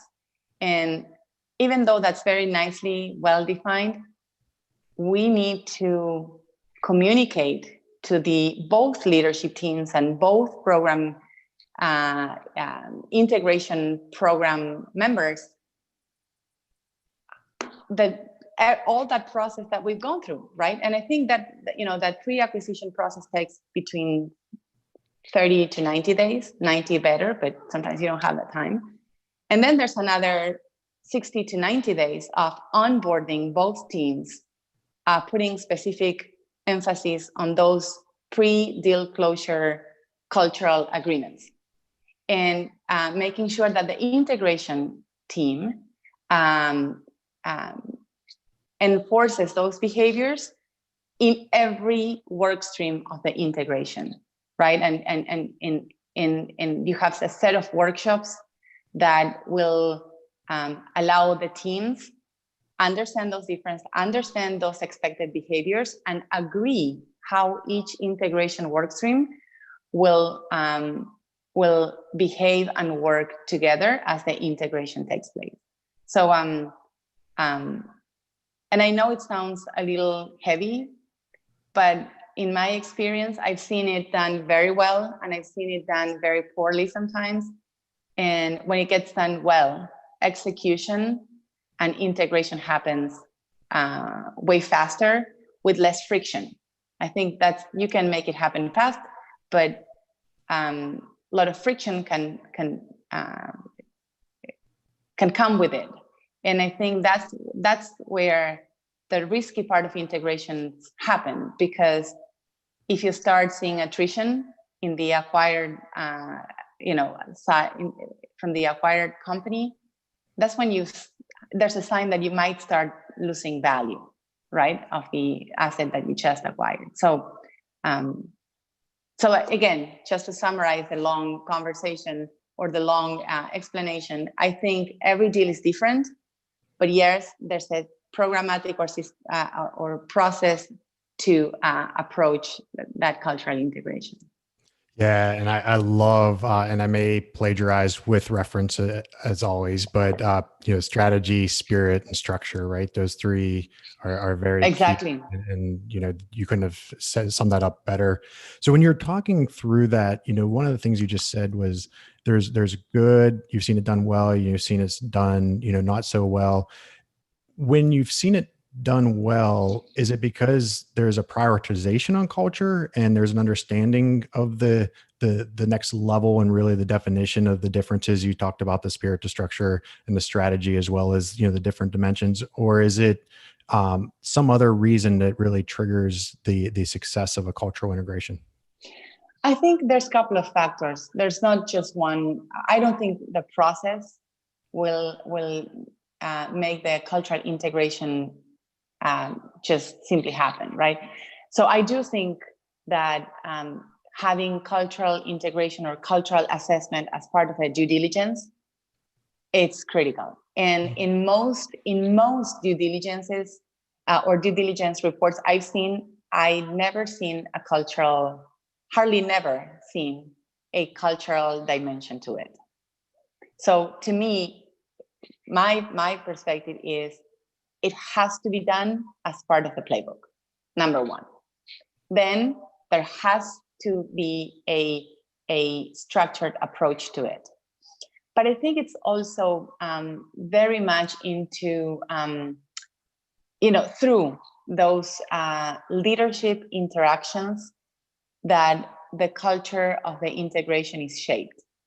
And if you can capture the hearts and the minds of the acquired company leadership, that's when you have that inflection point, because then that leadership will start influencing their own company, right, on new behaviors, and they will be the culture carriers for the integration. So that's when you pass the torch from the integration leader being the integration leader or the acquired company business leader being the ones to make sure you take care of the culture, you preserve the culture, you keep people motivated, to the acquired company leadership being the ones who start carrying the voice for this is how we do things in our new normal. And to me, that's when you've accomplished.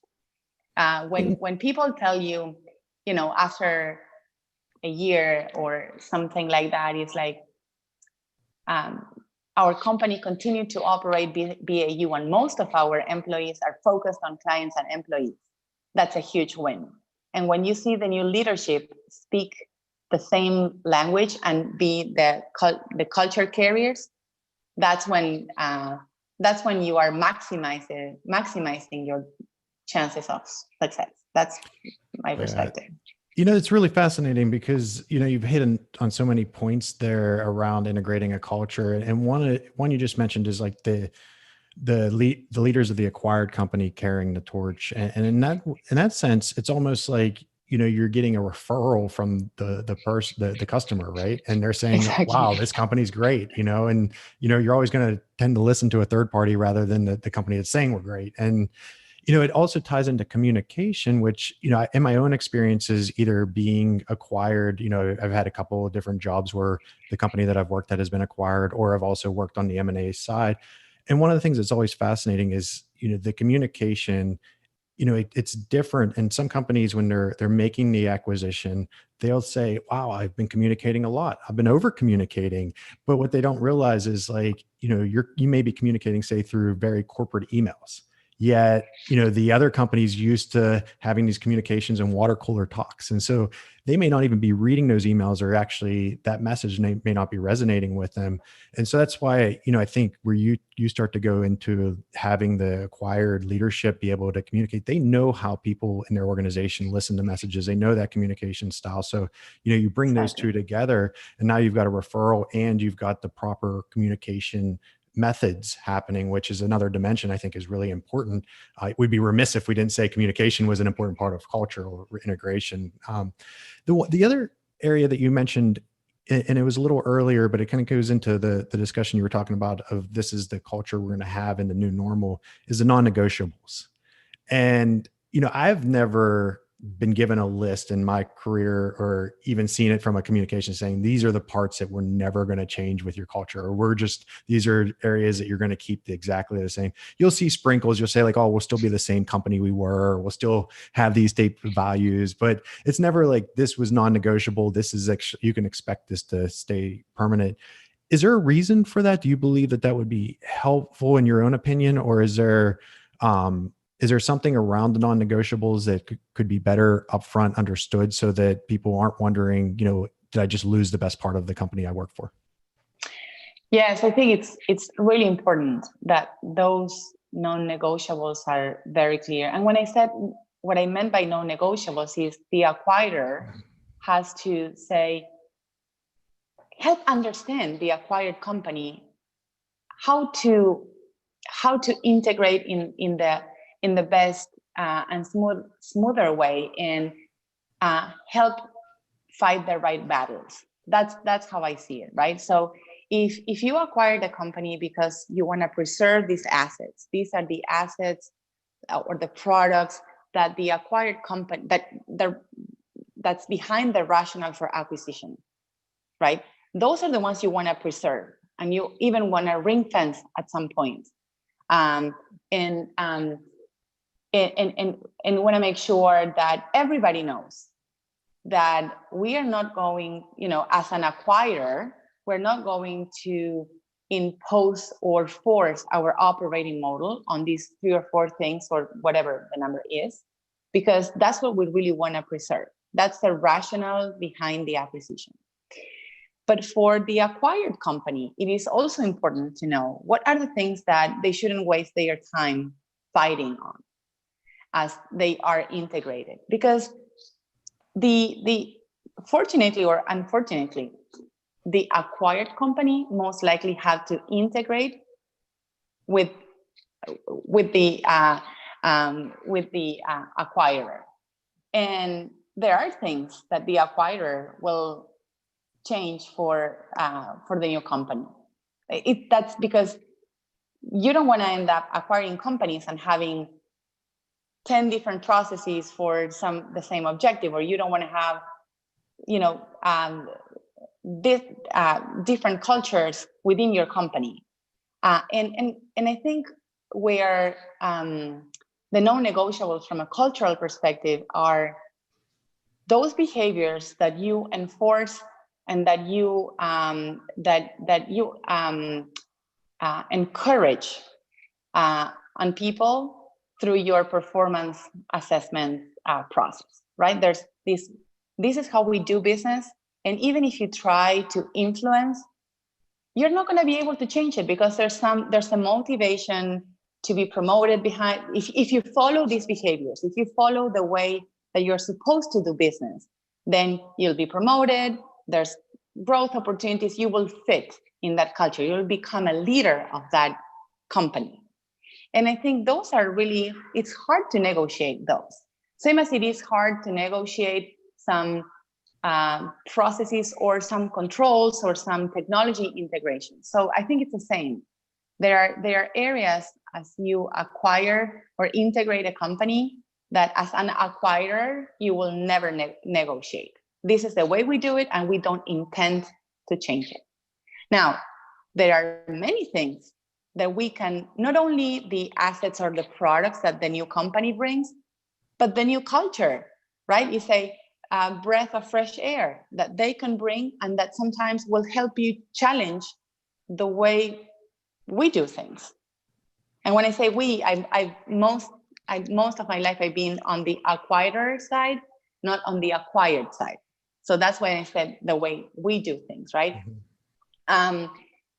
I've been part of many acquisitions where the acquired company challenged the way we did things, and in the end, we all got better by rethinking how we got things done, how we made decisions, how much time we invested in planning versus executing. So I think that initial conversation, it's critical, because then there's no ambiguity.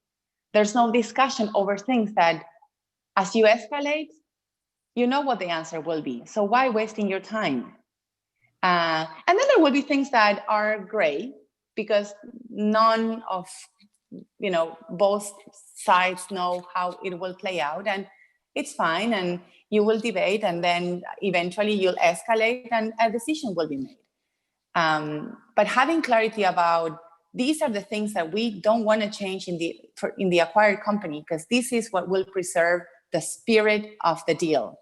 And these are the things that we don't expect the acquired company to challenge, because that will preserve our regulatory environment or our infrastructure or our product or whatever it is.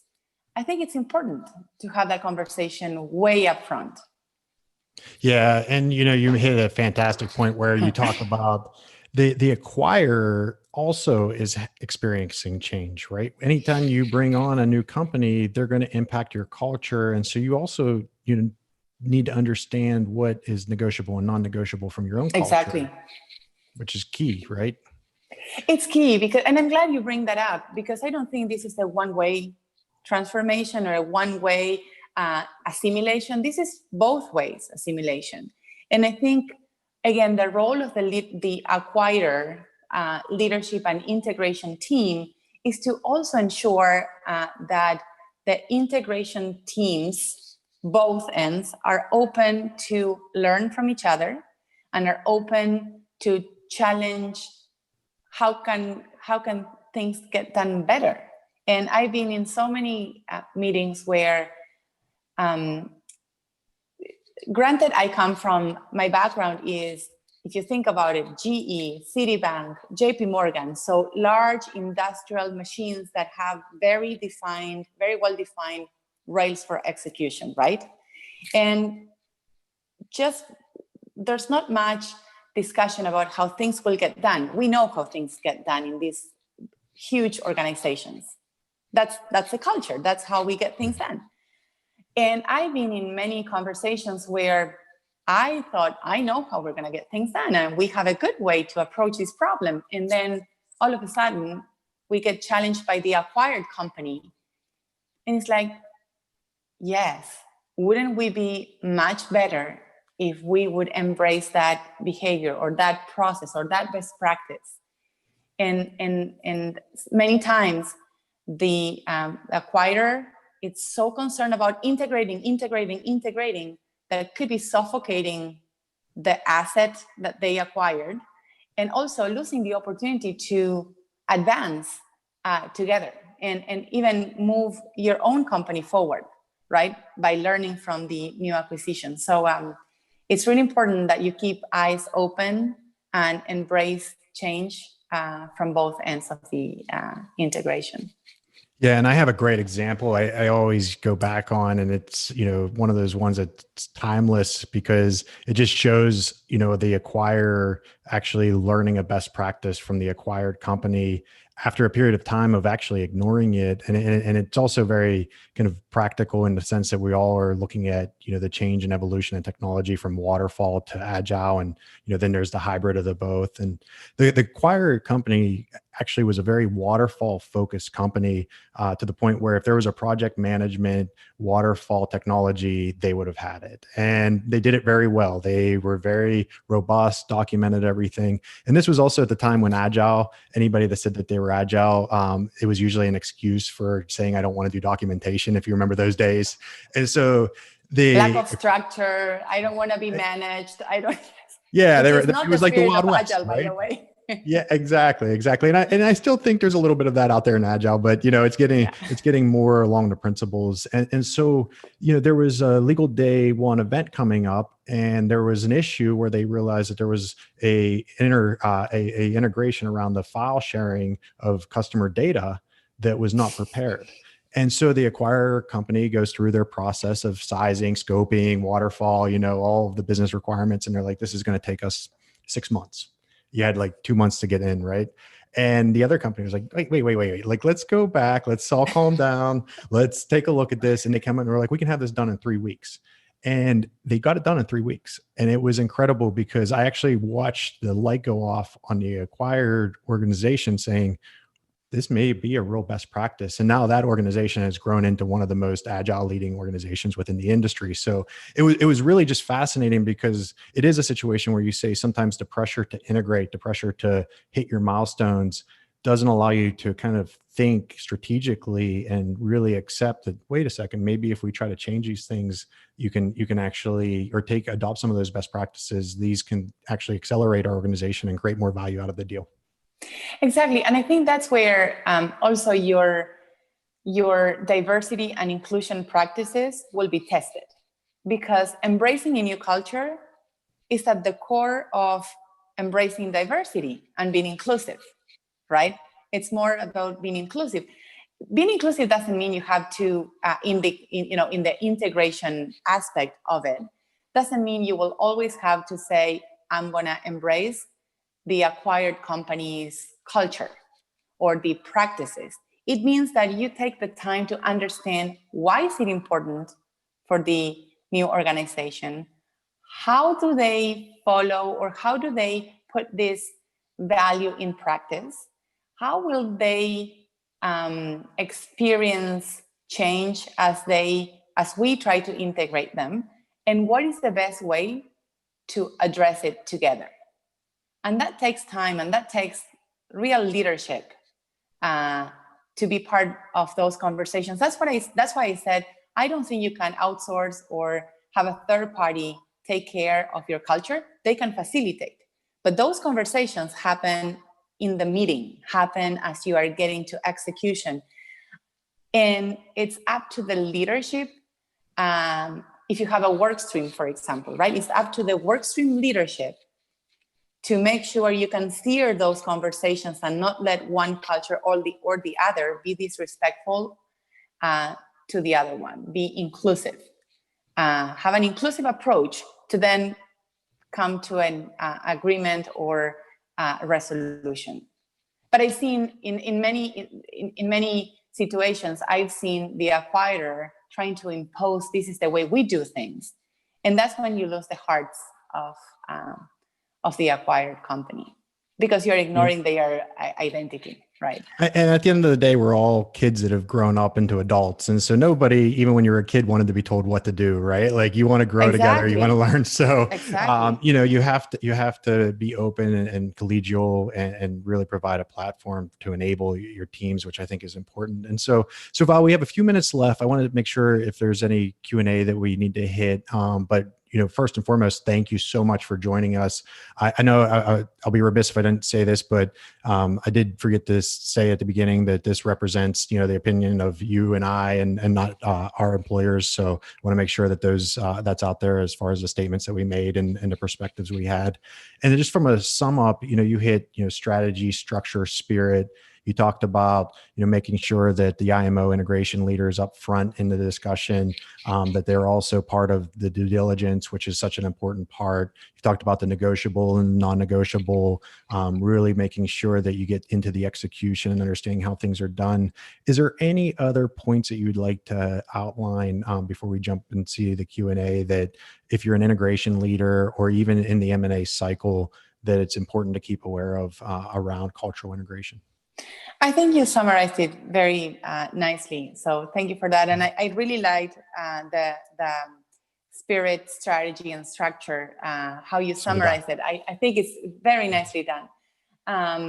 The only other point I would add is, as you think about putting together an integration team, it has to be a team that is knowledgeable about every aspect of the integration, of course, or subject matter expert on a specific aspect of integration. But those individuals have to be people that know how to navigate the organization and very aware of change management practices. And by change management practices, I'm not just talking about communication and training. It's very cultural sensitive, and also that together with the expertise they keep the cultural aspect always present. Because without that in mind, that facilitation of mutual understanding, it's really hard to get things done. Very well said. So thank you again, Val. And I'm just looking through the Q&A. They are pretty good questions. And I don't know how many we're going to be able to get to because they're good. So I think, Kisan, this is kind of a build-up of your last session, which means we probably should keep some of these questions out for forums at some point. But Val, apart from surveys and interviews, what other approaches would you use to baseline the current state of a culture? If the question is from a due diligence perspective, or as you start working. Yeah, it looks like it's from it's not specific, but it looks like that would be around the due diligence, or at least it does start. Yeah. Well, I think it is. On one hand, you have the due diligence of each specific area, right? HR, technology, sales, product, etc. So that's the product you are assessing, right, for each of the areas. And as you do that, you start getting into the cultural assessment, because that's the outcome of what the company ultimately does. But I think as part of those due diligence, those specific areas due diligence or chapters, there has to be an understanding of how the microcultures play out, right? Like, how does HR get things done versus IT get things done within the acquired company? So I don't think this is just about surveys. This is about getting to know the people. The surveys are a mean to an end. It's a structured way to make sure you don't miss a question, making sure you can somehow measure how far or close you are with the acquired company in terms of behaviors. But it's also getting to know the people, going out for a coffee, or getting to know the people that you're going to be working with, and really understanding their processes and their practices is going to be key. And one thing we didn't talk about, and we don't have much time to do that, but is ESG, right? Environmental, social, and governance. That tells a lot about the culture that you are acquiring. Do they have a practice? Start right there. Do they have a practice of ESG? If they don't, then as an acquirer, or as you do the due diligence, you can start extracting, like, what do they do in terms of environment? And what do they do in terms of social? What do they do? What's the governance they follow? How disciplined they are? And if you follow, which is very similar components to your 21 aspects of culture. But if you dig deeper into those three, that will tell you a lot about the culture of the acquired company. Yeah, I think you just hit a couple of the questions as well. So that's great. And there's probably a whole other topic when you talk about culture, as you were talking about getting to know people, is trust, right? Like trust, yeah. How do you build trust? Because that's how people start to accept, different cultures and different kind of ways of doing things, because you trust that the other person has a good intention in place and also has your kind of views and your perspective taken in. And I love the point that you made about the inclusion and the diversity. When you're looking at just outside of surveys, there's data out there, right? Like look at the makeup of the organization, the tenure, the years, the societal backgrounds, the diversity, the inclusion, the education, all of that. You can look at the way that they spend, right? Like, are they spending highly on their people in training, or are they spending in different areas? What's their investment decision process? So there's a lot of things, I think, outside of the traditional surveys and just kind of hearsay discussions that you can really kind of start to get a little bit more data focused on culture. Exactly. But, with the interest of time, those will be in future discussions. So Val, again, thank you so much. It was incredible to have you on the show or in the session in the virtual summit, and, so glad to be part of it and be able to co-host this thing with you. Thank you for having me. It's been a real pleasure. Congratulations for such a great event. And thank you for having me here. Yep. Thank you. And if anybody wants to play tennis against Val at some point, we may be able to see if we'll talk her into the next summit. I'll take that up. No, I will shy away from that because it's been like 20 years since I don't touch a racket. But I think you could still probably beat all of us without even using a racket. But Thank you. Thank you. Thanks, Keith. Great. Thanks, Jonathan. Thanks, Val. Give it up for them. Thank you. Take care. Thanks. All right.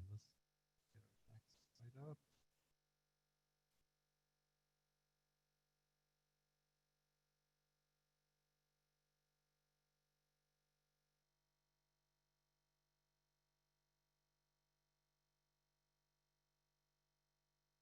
We got about 5 minutes before our next session starts. So feel free, take a little break, grab something to drink, but we'll get started here shortly.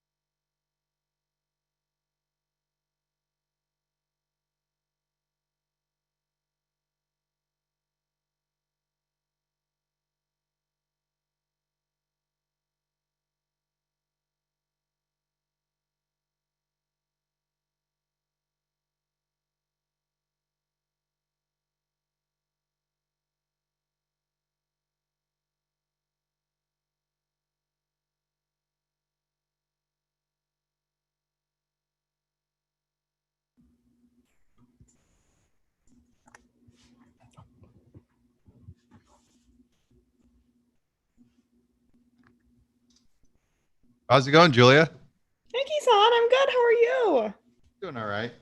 That's good. Today is going very smooth. Yes, which is good. Hey, Galina. Hi, guys. So you got a pretty dangerous crew coming up. I see that. I am pumped. Hello, Yeah. guys. Mr. Nitin Kumar. How's it going? Hey, I'm doing all right. Better get a little back curtain conversation going. Get you guys warmed up. The last session was good. Were you, did you see anything yesterday? It was in and out. I saw Sean Corcoran was on the session. Yeah, Sean's session was good. Strategy. Yeah. Session. I saw our friend, Mr. Carl Pop. He's always as good as ever. Yeah, Carl Pop. We had a little technical difficulties in the first one. I don't know if you caught that. But it worked out. We got things situated, and it was fun having him. Were there any other technical difficulties on the happy hour? I was on for the first little. Happy hour was fun. Did anybody else catch the happy hour? I did.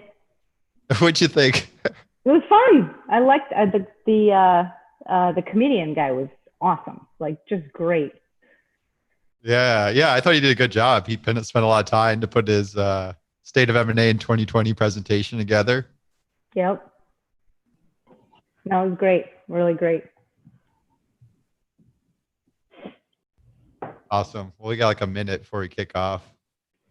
You missed our vocal warm-ups this morning. Maybe I have to figure out how to get a video of it and send it around. We're waiting for Jillian, right? I think Jillian's on. Okay. She's staying low key, waiting for the time to start. Yep, I'm just listening. Yeah.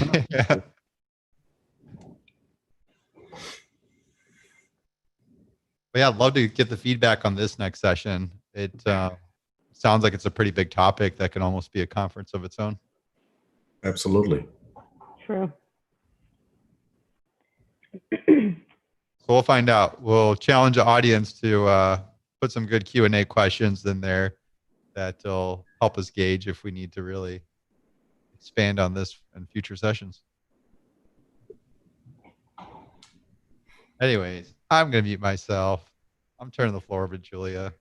All right, I'll wait one more minute and then I'll start. All right. What's the saying? Break a leg?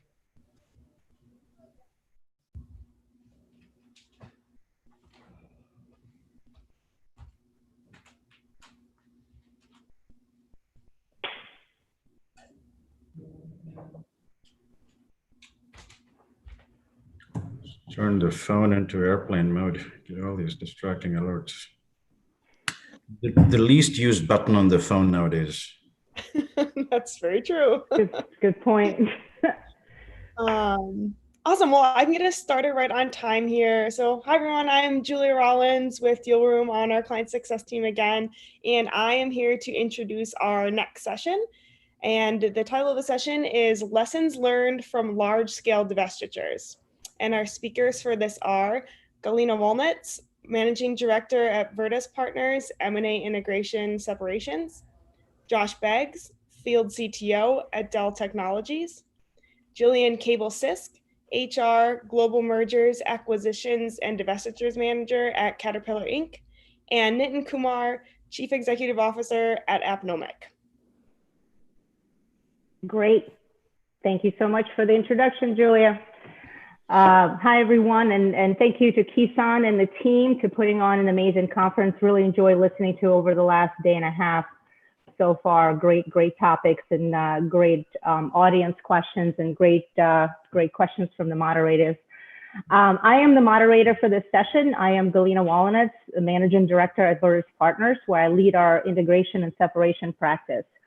Virtas Partners, if you're not familiar with us, is a boutique advisory firm with a particular emphasis on supporting our clients in both the buy side and the sell side of M&A. I joined Virtas Partners after 25 years of experience in the corporate world, with 20 years at United Technologies Corporation, where I had mostly corporate development roles, and I led numerous corporate divestitures and the integration of an $18 billion acquisition. After that, I joined Stanley Black & Decker, where I stood up and led their integration management office that they had developed internally. So I think it would be fair to say that most of the topics of the last day and a half have been focused on acquisitions. Our topic, however, is focused on divestitures. Many of us in the corporate development roles have to deal with both of these types of transactions. And we all know that divestiture is not just the reverse of an acquisition. You cannot just pull an integration playbook and do it in reverse. There's a lot of very special nuances that need to be taken into consideration when you're selling a business. And there's also not as much of great excitement or fanfare around a divestiture as they typically would be around integration. So while there is a lot less kind of glamorous task that is involved in divesting a business than in acquiring one, however, there's still a lot of value that could be gained or lost if divestiture is not properly managed. So with that, we have an amazing panel for you today to help us delve into these topics and kind of give you a few lessons learned and what to do and what not to do when you go into a divestiture separation. So I'll start with introductions. Nitin Kumar is the first one. He's a seasoned C-level operating executive and management consultant with 20 years of global experience in the TMT sector and veteran of over 1,000 deals. Helped CEOs, boards, PE investors, and leaders transform their business models, leveraging disruptive trends in M&A. He has experience in all kinds of transactions, ranging from classic consolidation, adjacency moves, technology tuck-ins, new business model M&A, acqui-hires, activist M&A, and hostile takeovers. He has worked with corporate and PE clients across M&A strategy, due diligence, integration, and separation. Next up is Jillian Kaebel-Sisk. With over 30 years at Caterpillar, Jillian has various leadership positions at the company in accounting, human resources, and Six Sigma. Those experiences, along with certifications in HR and project management, serve her well in her current role as the global HR manager and acquisition manager within corporate development and strategy division.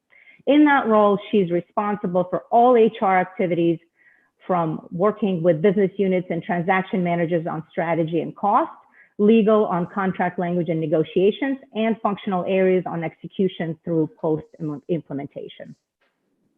And last but not least, we have Josh Beggs. Josh is a strategic technology executive with a proven track record of leading digital transformation in education, media, publishing, and financial services verticals.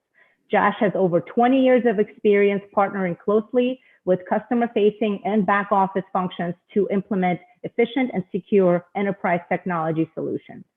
During his 12 years with McGraw-Hill companies, and most recently with McGraw-Hill Education, Josh was responsible for leading many divestitures with specific focus on the digital portfolio and technology aspects of the transaction. So as you can see, we have a very diverse from a functional area perspective panel here today. And with that, I think it will be really good to delve into the topic of divestiture, and we will focus some of this conversation in and around those specific functional areas. So before we get into that, I'd like to ask each one of you guys to tell us a little bit about your experience with divestiture. I'll start with Jillian. Thank you, Galina. Doing divestitures is a fairly recent activity for Caterpillar. We had done quite a few acquisitions throughout the years and tended to hang on to everything that we bought. But probably about 10 years ago, really got more strategic about our focus and started doing divestitures. Myself, I've done roughly about 10. And I mean, from very small, 20 employees, one location in the US, to probably the largest one, which was about 10,000 employees and covered 24 countries. So, you know, quite a range there. But I would say that all those different experiences that you mentioned in my background really come to play. You know, just like in acquisitions, things like project management, very key. How closely you work with your corporate development team, that also comes into play. I know that was talked about a little bit in the conference yesterday. So I would say for me, and the way we're structured at Caterpillar, I actually sit in the corp dev group, and that has been really valuable in I say successful divestitures. Great.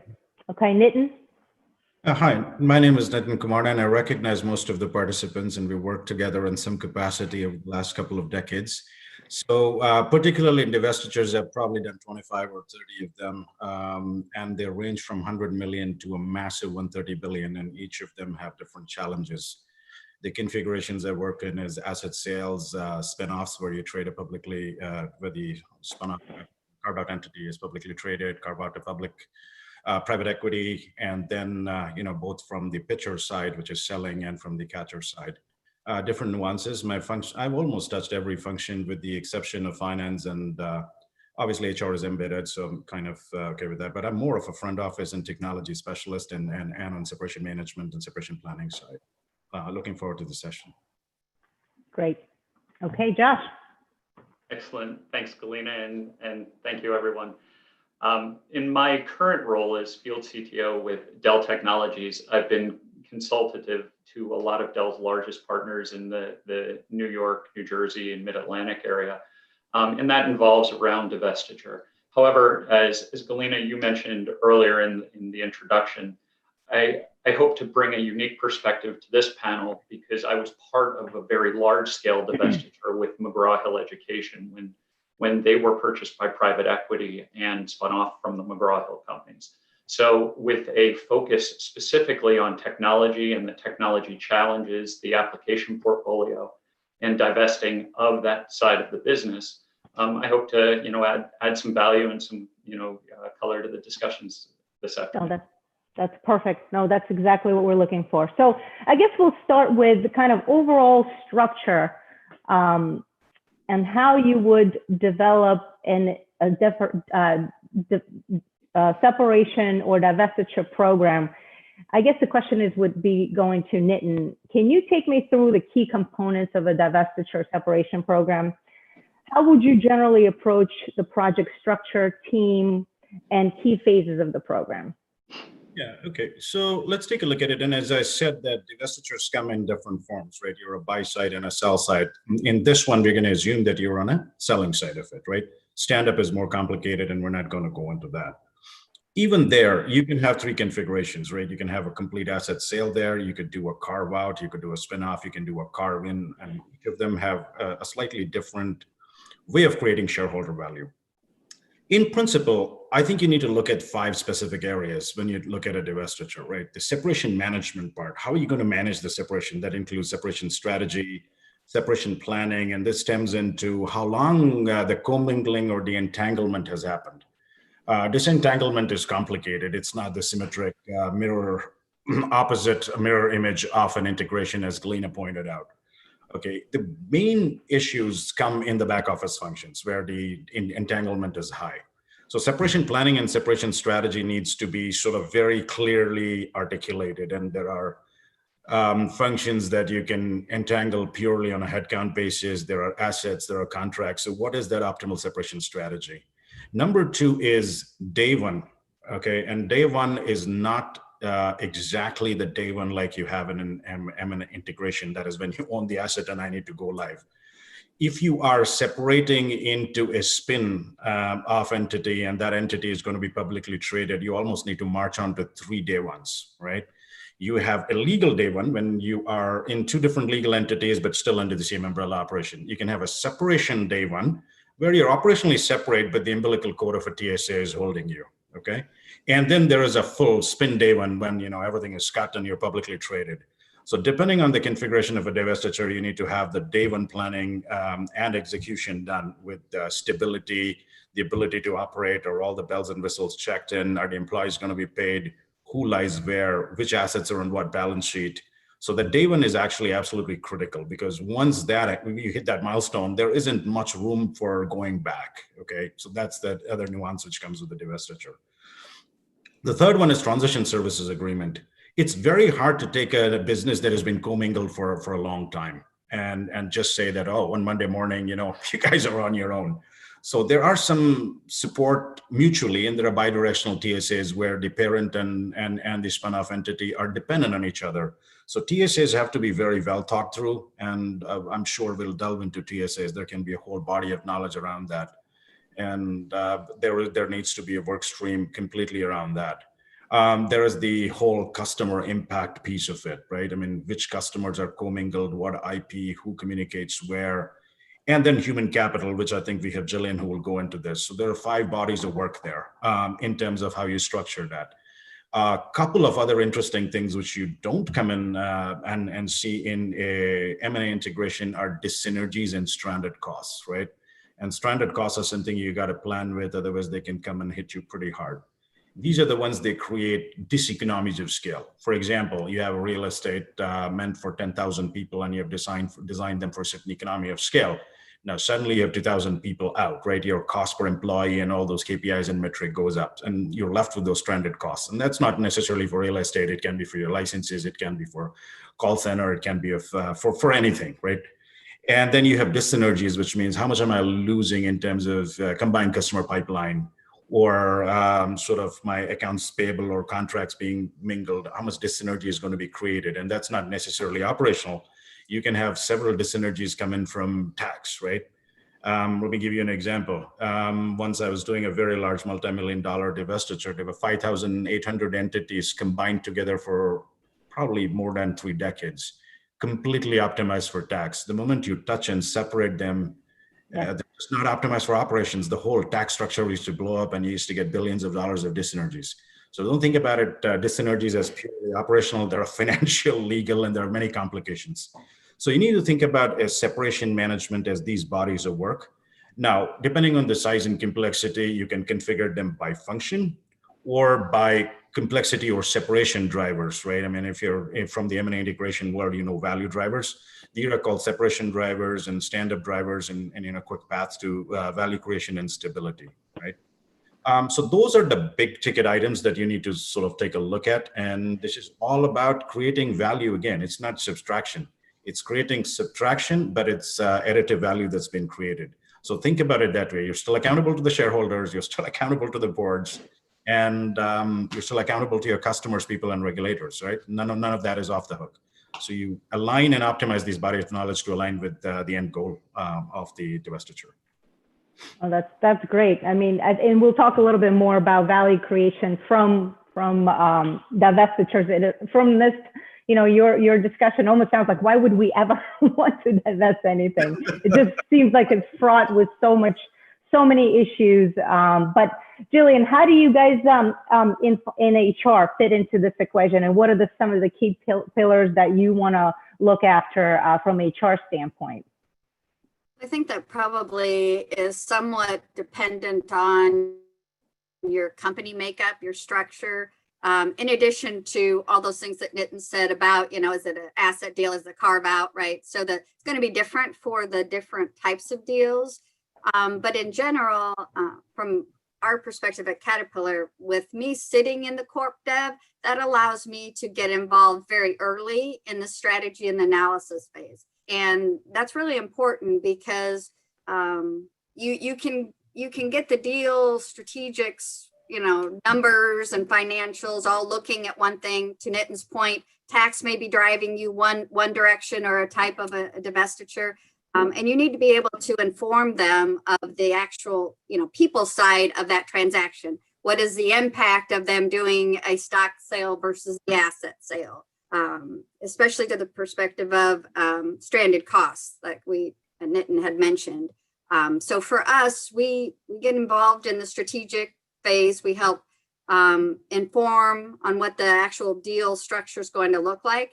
And then we're in every phase after that, right? So we're helping prepare the data room. We're responsible or expected to review all the legal documents from the purchase agreement to if there's retention documents, all of those documents, as well as meeting with prospective buyers, right? Talking to buyers about the employees, your payroll systems, all those back office functions, and then actually just completing the deal. So any closing requirements, all of that is done in addition to more or less, the administrative work of, well, you're actually transferring the employees now. So, I mean, as much as, you can be, HR can be in all those phases throughout the plan. Also may mean that, you're on a deal for 12 months, 18 months, 2 years from start to finish. But from my perspective, it really makes the actual disentanglement and those that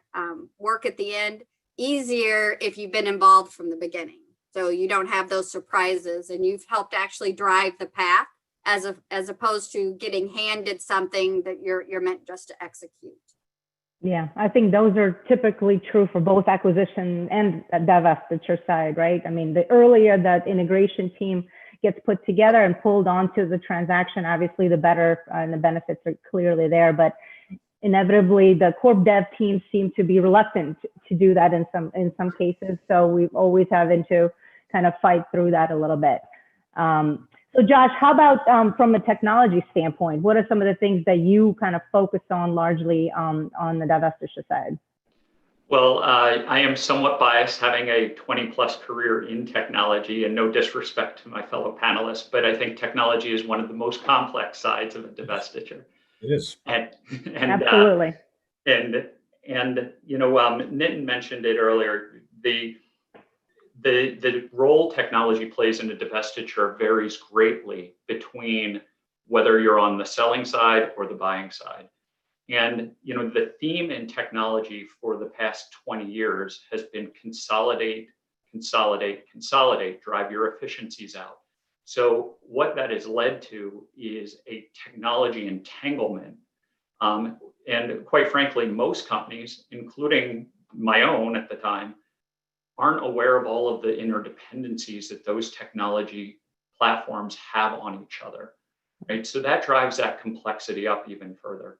And we'll go into that a little later, you know, and I think some of the other questions that we have to address. But, you know, a couple key things when you think about it from the seller perspective, you have to be focused on those stranded costs. You have a business operation, a commitment to your customers, both internally and externally, to continue to run. So, you know, a seller perspective is typically like, okay, we've divested, let's get this entity out as quickly as possible without any disruption to our current operations.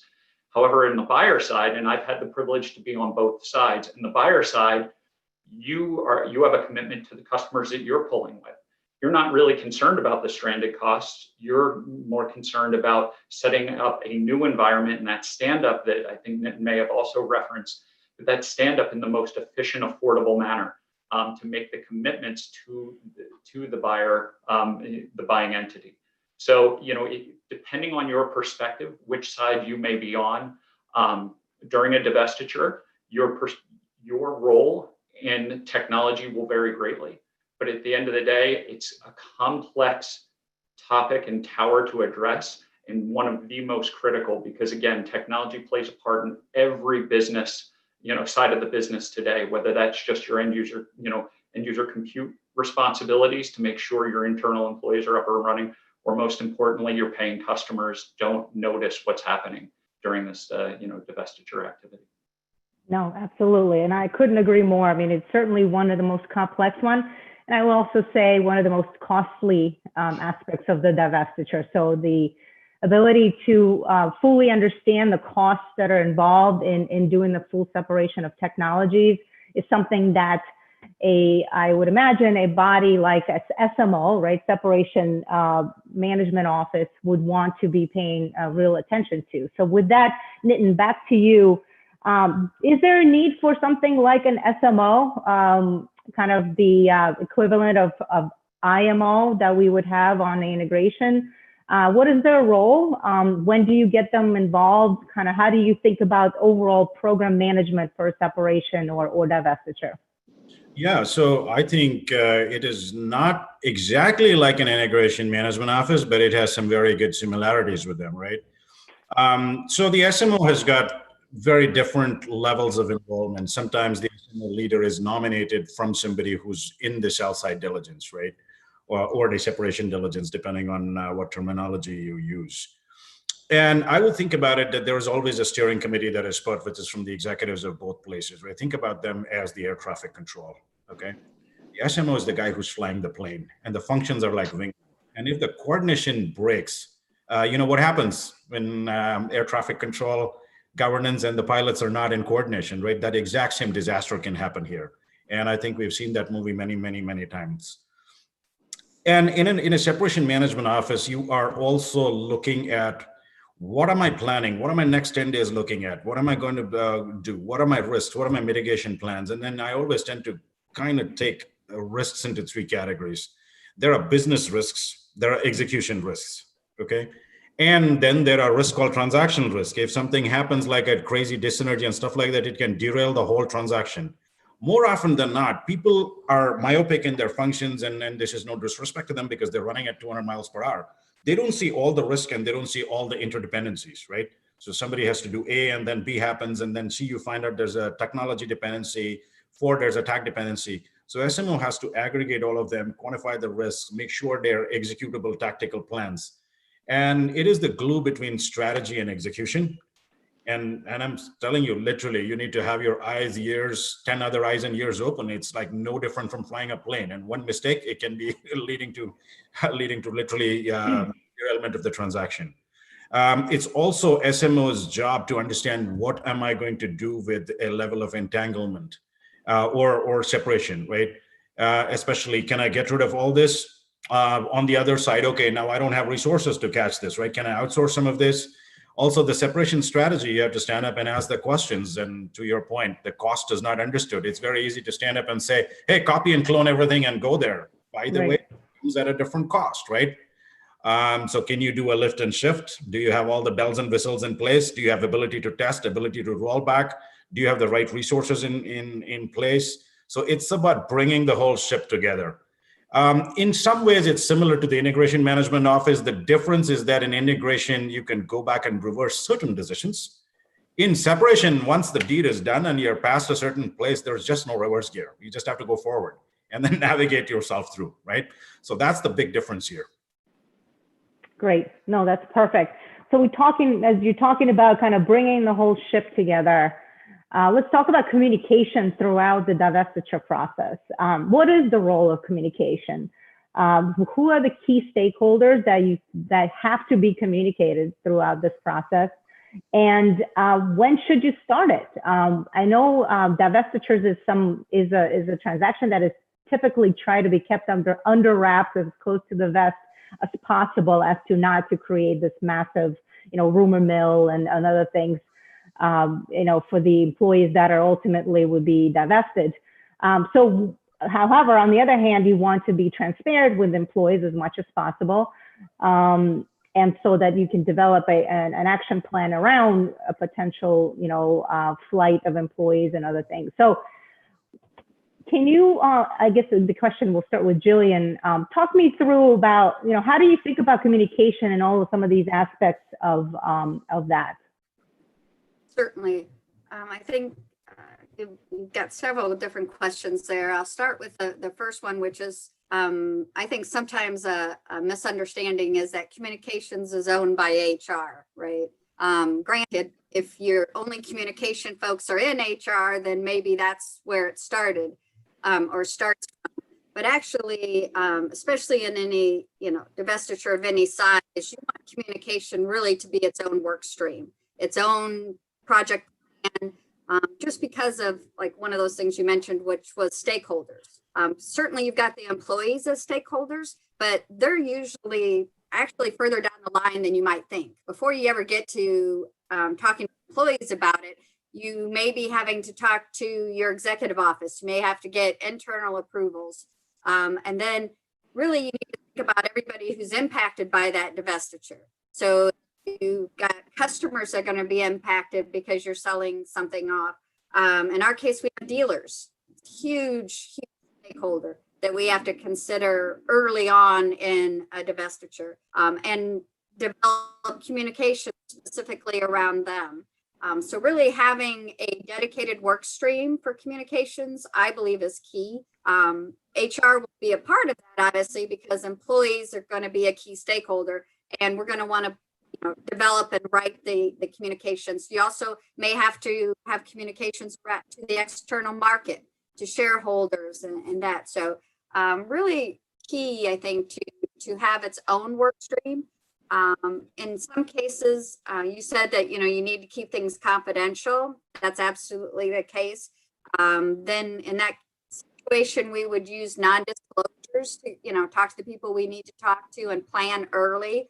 but have non-disclosures in place. I've actually done two very large ones opposite, right? We had one which literally up until sign, we had an insider group. It was managed very tightly. Everybody who was on the project signed NDAs. And so it was very key to keep those communications confidential up until we were ready to sign. On the other hand, we did a divestiture. It was a second one in the same business unit. The first one had really, I wouldn't say it didn't go well. It didn't, the employees didn't react well to it. And so there was a lot of angst throughout the entire business unit, even the part that was not being sold, because of how that one was handled. So when we got ready to do part two of what that strategic plan was, the decision was made that we would not keep it confidential. We would be upfront with employees. We would try to hit that, that issue head on, as opposed to react to it the way we had the first time around. So I would even say your communication strategy, can change. And that's why deciding what that is early on and who's going to lead it is very, very critical. Yeah, I agree. I mean, I think it's a really good point on having the plan that revolves around that particular situation, because in many cases, I have been involved where your hand was sort of forced by the fact that the CEO already talked about it at an earnings call or one of the investor meetings and said, hey, we're considering strategic options for this business. And what exactly does that read through to the employees, right? So you have to focus on, and in advance of that statement by the CEO, even as they're considering options, you got to develop a plan, a workable, communication plan to the employees, to your customers, to your suppliers, and other things. Nitin, how about you, or any additional thoughts on this? Jillian made some really good points, and I see them as 7 or 8 different groups depending on your industry, right? And you have the investors, you have the board, you have the suppliers, you have regulators sometimes, depending on the industry and the asset. You have obviously the customers, you have employees, and then all of that, right? And in particularly, you can go into micro segmentation as well, right? Different types of customers, different types of employees, location, and all that stuff. So as much as this is strategic, a communication plan is also very tactical, right? You need to get into real brass tacks. What exactly is changing for this person? And it's not just, you can't leave it like, oh, this is changing for Galina and this is changing for Josh. You need to get into real specification, right? Is your reporting line changing? Is your location changing? Is your incentive changing? Are the systems and processes changing? What are you going to have? What are you not going to have? So you need to get real tactical. Even when you say customer communication or employee communication, the impact may be very different in location A versus location B, type of customer versus not, and on all of that. And then in technology, depending on the SLA also, right? I mean, can I even meet this SLA given I am a much smaller size or whatever it is? So there's a lot of that. And you need to come to a very tactical plan. Who's the source of communication? Who's the target audience? Am I going to give a medium of communication? Am I going to do a webcast, individually call them? Am I going to do this? And what's the most effective way? And what's the frequency, right? And that communication plan has to, again, come together. And I agree, there has to be a communication work stream. And I've seen 3 configurations depending on the divestiture. It's SMO-led, HR-facilitated, function-owned. It can be function-led, HR-facilitated, SMO sort of governed. And there's no right or wrong to this. It really depends on how complex your stakeholder community is, how granular you're going, and really who is the most effective person to facilitate versus lead versus own, right? It's a racy. So this has to be thought through upfront in the separation planning. And again, and I repeat this is not just strategic. It has to come down to brass tacks, tactical. Otherwise, it's not very effective. Right. No, absolutely. So let's talk about a particular situation that I think are unique to divestitures, and it's not really a topic that would arise in integration, for example. But I have observed in numerous divestitures where there comes a point in a transaction timeline where the employees of a business that is being divested sort of change their allegiance or turn, so to speak, and become more kind of aligned with the seller. So they see the writing on the wall and saying, well, look, a month from now, I'll be employed by this other company now, and therefore, all the activity that they were doing in support of you as the seller is now becomes a little bit more kind of an arm's length and less collaborative, and and those so start developing these kinds of issues between either the leadership or the employees themselves. They're not as supportive of what you're doing. They want to align themselves more with the buyer. How have you seen this before, and how have you handled something? I guess question for Josh. So I have a unique perspective because, I was in a situation where I was part of the selling team, architecting the divestiture, and then had an opportunity to move to the buyer to stand up the new organization. And probably one of the most significant lessons learned is if you believe that, the relationships that you forged over the years will be good enough to get the divestiture done, you can't rely on that, right? Relationships always have a play. However, as you just mentioned, the HR, as the buyer and the seller start to build their, new culture and development plans with HR, people start to realize that, hey, I have an allegiance to the person who's paying me, right? No matter how much Nitin may like me, I can't rely on Nitin to kind of, go outside of the bounds of his company to help me as the buyer stand up my company. So what I would suggest to everyone is, the key here, and we'll talk about the TSA, but the transition services agreement is absolutely so critical in the world of technology. And that, that outlines everything from, when we talk about tactical needs of the divestiture, right? Something as simple as who owns the IP addresses of your systems, right? That is a very complex and, quite argumentative at times within companies that are going through divestitures. So it's just one example. There are hundreds, but what I would say is make sure the focus is on the TSA and also a RACI. Outline the RACI up front. Outline it for your technology towers. Outline it for the buyer and the seller. So everyone has an understanding and agreement going in what their roles will be in playing through the separation.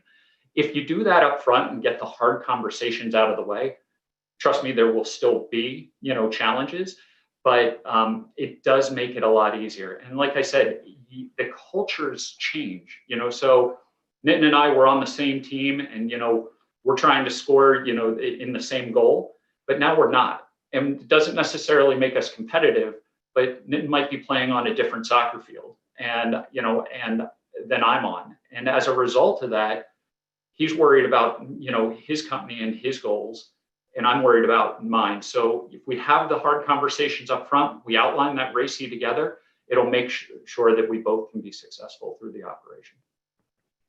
That's great. That's great advice. So let's talk about those transition services agreement.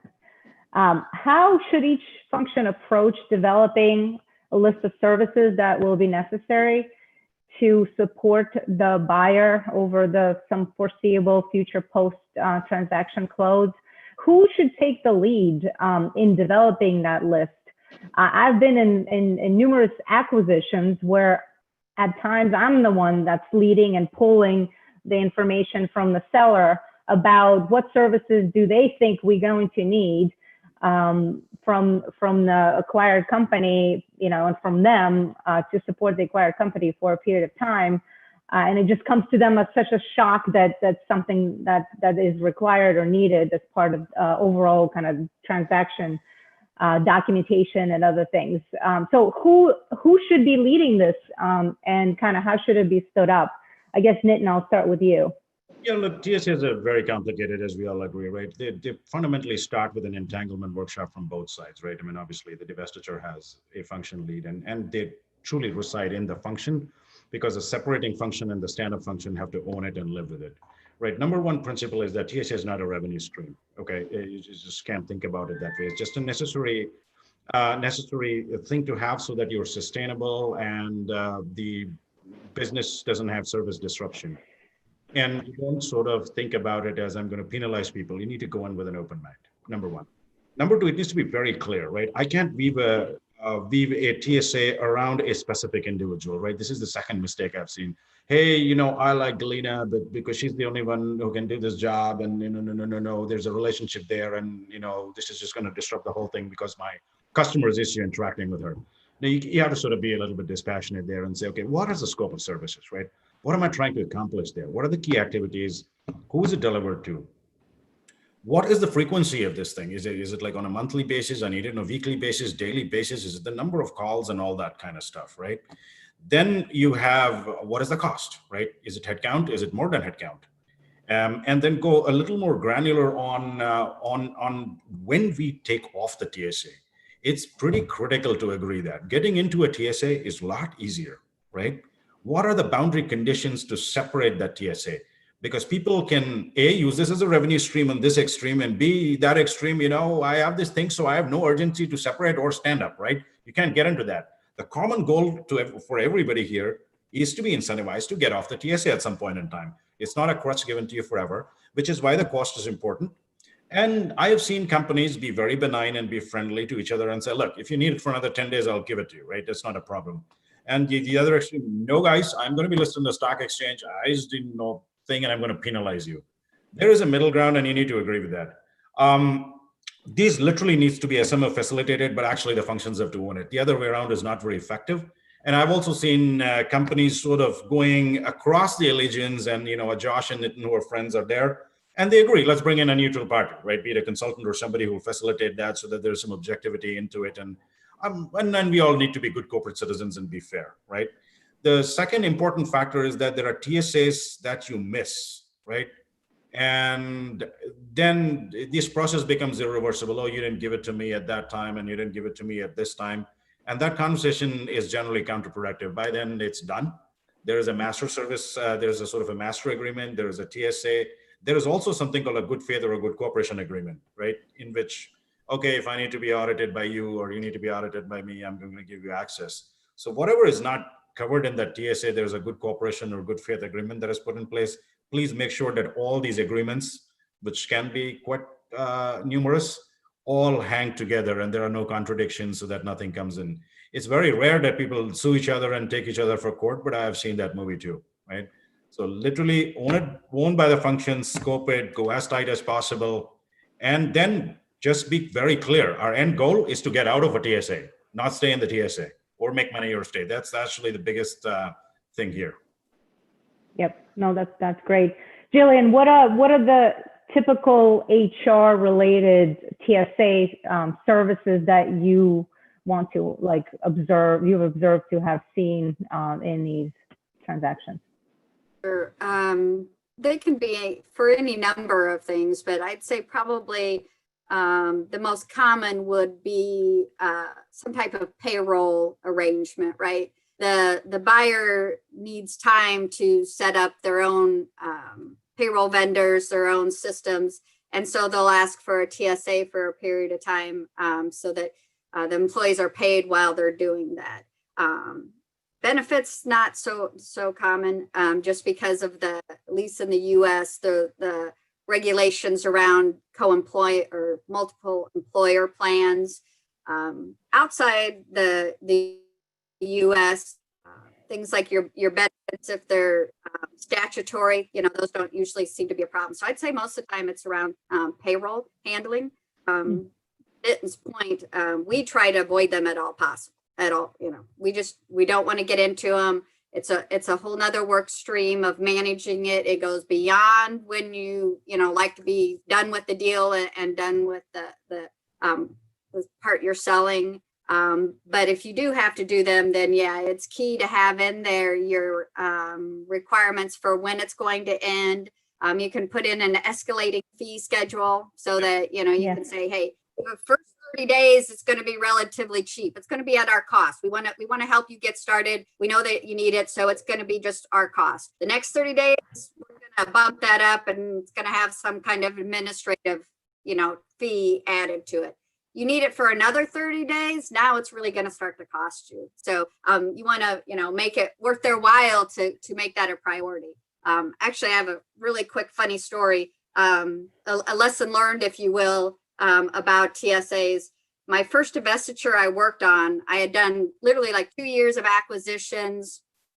But the first divestiture I worked on, the buyer was from the UK. We had US employees included in scope.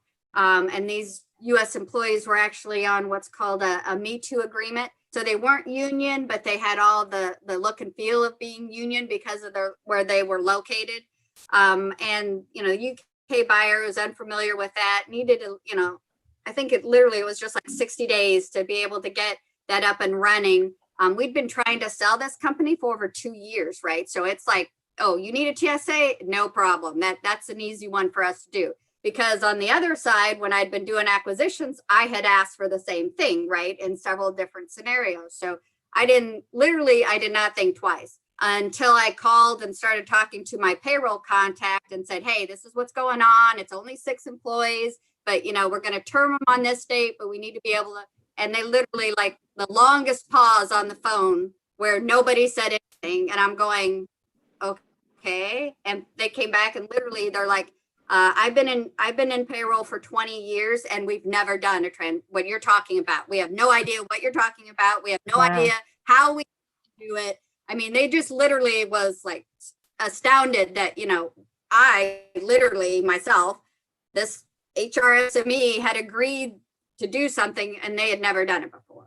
Now, in the end, when you really talk through it, literally it took about 2 meetings and we figured it out and, you know, everything went smooth. But I can tell you that lesson learned, you don't assume. You don't assume just because you ask another company to do something that you can do the reverse. So it's just another point to say divestiture is definitely not an integration in reverse. So. Yeah, no, absolutely. And I really love your point about putting in disincentives for them to stay on longer on the TSA. So escalating fees, I think those are great advice for anyone trying to stand up a TSA agreement and then hopefully quickly get off of it. So let's talk about value generation from divestiture. So it's very kind of common sense, and we talk about all the time on either in the last day and a half about value generation from an integration. And those are typically something that's relatively simple to identify, kind of develop some KPIs around. It's relatively simple to track. I imagine that each functional area can go and dig deep and think about what value they're drawing from this acquisition based on the strategic rationale of this acquisition to begin with. Some kind of synergies from duplication of efforts that could be now rationalized, facility rationalization, other things. On the reverse, I guess, on the divestitures, there's still value to be generated from for the shareholders or for the owners. How do we think about those? I guess I'll start with Josh. What are your thoughts on kind of how do you think about value generation from a divestiture? So I think it's important, especially, speaking from technology, that there are a lot of assumptions made in value generation. Make sure that you understand what, say, either the board or the C-suite's goals are for that divestiture, right? And what their assumptions were if they haven't brought, if you haven't been asked to contribute to that. For example, does, reducing 2,000 employees from an office generate value? Well, it could if you have the ability in your contracts and technology footprint to reduce along with it. Otherwise, it's just creating stranded costs that Nitin referred to earlier. So I think it's really important to look at that. There's definitely value to be had from a technology perspective. Collapsing, your IT footprint in a data center, collapsing the number of licenses, that you may need to buy. To support your operations, simple, technology development headcount and other things that all are direct contributors to, helping reduce cost from a seller perspective. But I've seen more times than not that assumptions are made in that value generation from the seller perspective that don't necessarily play out. in the time frame that they expect, due to the complexity of the contracts that underlie your ability to scale up and scale down some of those costs. So, when we talk about the value generation, my guidance would be, make sure you're involved, make sure you understand the expectations of the board or your C-suite, understand how they made those assumptions, and then contribute your own perspective from a technology perspective, at least contribute your own, goals and feedback, and then report early and often, on your progress to give them a transparency. Perfect. Nitin, how about you? What are your thoughts on that? And I agree with everything Josh said, right? There's no substitute for aligning with the board and shareholder expectations and all that. Having said that, even before you go into a divestiture and check value drivers, you need to align and look at what is the strategic rationale and what are the levers, right? They're really coming from commercial, operational, technical, and financial standpoint, right? And I won't get into each of these, but I'll give you an example. When you say commercial and you look at a big conglomerate, let's say big ones, right? J&J or Unilever or something. Sometimes they crush the brand under the mothership brand, right? And these brands, once they go out, or become more valuable. So there's a commercial angle to it. You have more ability to change the pricing and all that stuff. On financial, it's interesting. Sometimes those cost structures at the corporate allocations kind of burden and crush the business unit. So there was a particular divestiture that I did, and everybody kept saying, this thing is a dog, it's like 10% EBITDA business, da-da-da-da-da. Once those corporate allocations just go away, right? It went to like 27% EBITDA business. Suddenly this thing was the star, right? So you just change the posture. And then you get, okay, fine, you crush this thing inside your portfolio. So is this more valuable to somebody else? Right. And then from an operational standpoint, also, you buy a startup, you crush it, and technology companies are notorious, right? You take these software companies, you crush the soul of them, and then in 3 years you divest. So you hit the secret sauce, which is speed to market, ability to make decisions, go quickly, execute on things. So sometimes you have those private equity guys come in and say, hey, look, I think I can create a lot of value. So you understand those value drivers pretty clearly on what needs to happen there and what's the driver. I'll come back to another framework. There's only 4 elements that create value, right? It's the brand, it's a particular customer segment, and that can be an industry, a vertical, or a geography, okay? There is a specific product that really happens. And then there is a sort of, one second, I just lost my chain of thought here. So there's the brand, the target customer segment here, and your most profitable, and the channel, right? Your most interesting configuration is your most profitable products are in the most cost-effective channels, hitting the right customer segments, and your brand has good resonance. There's the exact opposite and everything in between, okay? So your worst case scenario, you need to turn into either a mid-case scenario or a best case scenario. Now, whatever is your primary reason, either it's a channel, a brand, a product, or a customer segment, you pick your primary. All the other 3 have to rally very quickly behind it, right? If it's a brand, then your customer segments have to be right, your channel has to be right, your product has to be right. If you're being a product-led divestiture, then all the other 3 have to rally. Just make sure what is your pivotal point, and then rally every other function, value driver, lever behind that to create shareholder value. And in those kind of things, you do not configure your SMO by function. You configure them by value driver so that you can execute better. Got it. Perfect. All right, so I'll ask one more question before we go to Q&A. We have a couple of good, really impactful questions. So what do you do, and have you ever observed, I guess, a situation where you are managing a divestiture and you observe that there is no real integration plan that is being developed on the acquisition side, and there's not a real IMO that has been stood up, or no one's kind of approaching it from overall integration management standpoint? Have you encountered that, and if so, kind of how have you handled something like that? I guess I'll ask Jillian. Sure. We have run into that, I think, probably at least 3 times I can think of myself. And that's, I don't think uncommon if you're dealing with inexperienced buyers, right? So say we're selling a 300-person facility in Iowa, right? And some local Iowa company is buying it. So they're not global, they're not worldwide. This might be their first time doing it. So we actually will end up putting together a work stream, which is really working with the buyer on standing up the deal.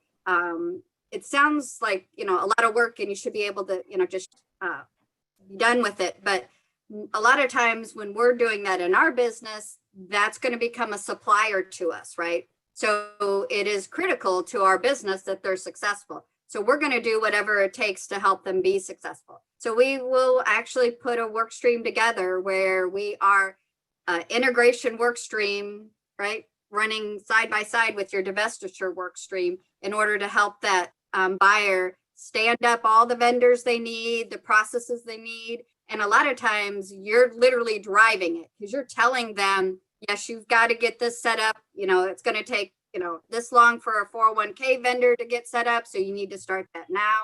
And then we will continue. We will stay 30, 60 days after that close just to make sure that the employees are taken care of and everything is running smoothly before we actually start to back out. So it happens more often than you would think it would. Yeah, no, absolutely. I have certainly observed it, and we've handled it a similar way. I've almost had to, coach, my counterpart on the kind of the virtues of having a structured and robust approach to integration, and they would inevitably be very surprised to hear that. And so you try to help them through it. And to your point, it's in your best interest that goes well, that they're fully set up.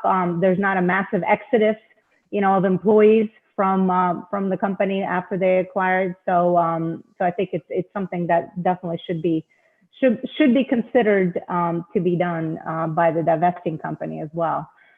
So let's look at a couple of Q&A questions. I guess one a really interesting one is, what are the red flags that you observe that your divestiture is going off the rails? Like, I guess, Josh, I'll start with you. Have you what are some of the things that you want to quickly observe and then kind of jump on to ensure that you course correct that? Well, I think that ties nicely into the previous question as well. And that is, make sure that, as you're going through a separation, that there is an SMO established on both sides, right? The buyer and the seller. Have the escalation path and have a cadence for regularly reporting progress on the agreed upon plan. That allows you to at least, keep a pulse on the various work streams, understand when those things are going off the rails. It gives you insight to that early, and then you can try to course correct. So, I've seen multiple red flags, and the biggest challenges, I would say, or the largest problems that the companies have gotten themselves into is where they've overcommitted and underdelivered, right? And I always like to say to my technology organizations, we always should undercommit and overdeliver, right? So I think it's very critical to make sure that there's transparent in the budget, transparency in the work stream plan that is with dates and milestones, and then a cadence of regularly reporting progress. Anything that shows up, missed meetings, missed dates, don't think that there is the ability, if you're in a year-long divestiture plan and in the first month, somebody's missed a date and, oh, don't worry, we can reschedule it. Well, all of a sudden now your plan starts to get backloaded. It's a huge red flag, right? If you start seeing early dates missed, raise the flag. You start seeing budgets missed early, raise the flag. And there are a lot of other nuances in each of the technology towers, but I'll pause there. Yeah, no, that's great. I'm actually being told that we need to try to wrap it up. A really good conversation, guys. Thank you so much for the panel. Very insightful. We should continue this conversation over some drinks at some point. And if any of you guys, listeners, have any questions and want to kind of delve into any particular topic, feel free to link in with any of us, and we'll continue to dialogue that way. But I really appreciate the time. Kisan, thank you so much for the opportunity to moderate this session, and I appreciate everyone's time. Thank you all. Really enjoyed it. Thank you, Galina. Thank Hey. you so much. Thanks, Galina. Thanks, Nitin, Jillian, Josh. You killed it. That was such a great panel. Let's give it up for them.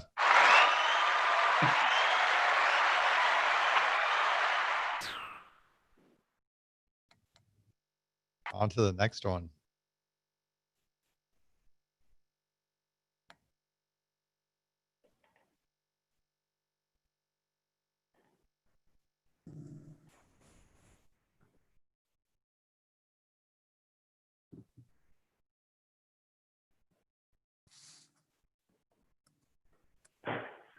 Hello, this is Laura. Hey, Laura. Hi. How's it going? Good. How are you? Hey, I'll put my camera on. Come say hi. Hey. Hello. I'm excited for Hi, this Laura. panel. Hey, Kimberly. Yeah, I'm excited too. This is one power crew here. I'm very fortunate I get to work with you and not for you, because that would be, I wouldn't last very long. Oh no, come on. We'd You'd love be to great. have you over at I know, Cisco. seriously. Love to have you too. Oh, do we want to test the polling stuff? Yeah. By the way, those watching, this is just back curtain conversation. You know, we know you can see us. So where would I find the polling? I don't see it at the bottom of my screen. Oh, you don't see a polling button? No. Hi, Dawn. Hey. How you guys doing? Good. How are you? I'm good. I'm good. We're just working out the polling process. Okay. I can make you a host. Would that do it? You can, I'd be happy to let you launch the polling questions. Kisan, please launch polling question number 1. I could. Do you want to try? Should I try to make you host and see if that works? Sure. Okay. Yeah, that's what you have to do. Or you can just hit the button. Oh, do you see it now? I do. So let me see. Launch poll. Yep. Awesome. I just have a couple out of order. Uh-oh. My boss is here. I got to go hide. Well, anyways, I'm going to turn it over to her for intros. And yeah, let me know. I'll keep on the line in case there's some ways I can help with that. Thank you. All right. Okay, then I'm going to introduce this upcoming topic, virtualizing the people experience during integration. Please join me in welcoming our speakers. Laura Lane, GTM Strategy and Execution, Chief of Staff of M&A at VMware. Kimberly Baird, Corporate Development Integration Lead at Cisco. And Don White, Manager of M&A Integration, Corporate Development at Corning Incorporated. Great. Thanks for the introduction, Maddie, and for the opportunity, Kisan and Maddie, to moderate this session today. So my name is Laura Lane. I'm actually not leading M&A at VMware. I used to be in M&A at VMware. Right now, I'm in the End User Computing or Employee Experience Solutions organization, leading sales strategy and Chief of Staff for the EUC America Sales Leader. But I do have a history in M&A. I started Xilinx back in the late 90s, where I was asked by the CFO to lead the development of a new corporate development function. And I partnered with a technical person to do that. That's where I learned, I think, more of the front office side of M&A. We didn't do much on integration at that time. And then I moved on to Oracle and led finance integrations for several years. And during that time, I actually acquired my own company and got some experience with, putting in an earnout and TSA. What was interesting is I did that, but then my whole lifestyle and priorities changed, and I had to then figure out how to sell it to the right buyer to take care of the customer. So that was an interesting life experience. After Oracle, I moved over to VMware, where we were doing a number of divestitures, and I helped lead the divestitures from the corporate perspective, helped them build a case for a global go-to-market M&A lead role, which I then took on and led for several years. And so now, like I mentioned, I'm in the Employee Experience Solutions organization, where M&A is a key use case for our solutions. So I continue to remain engaged in M&A.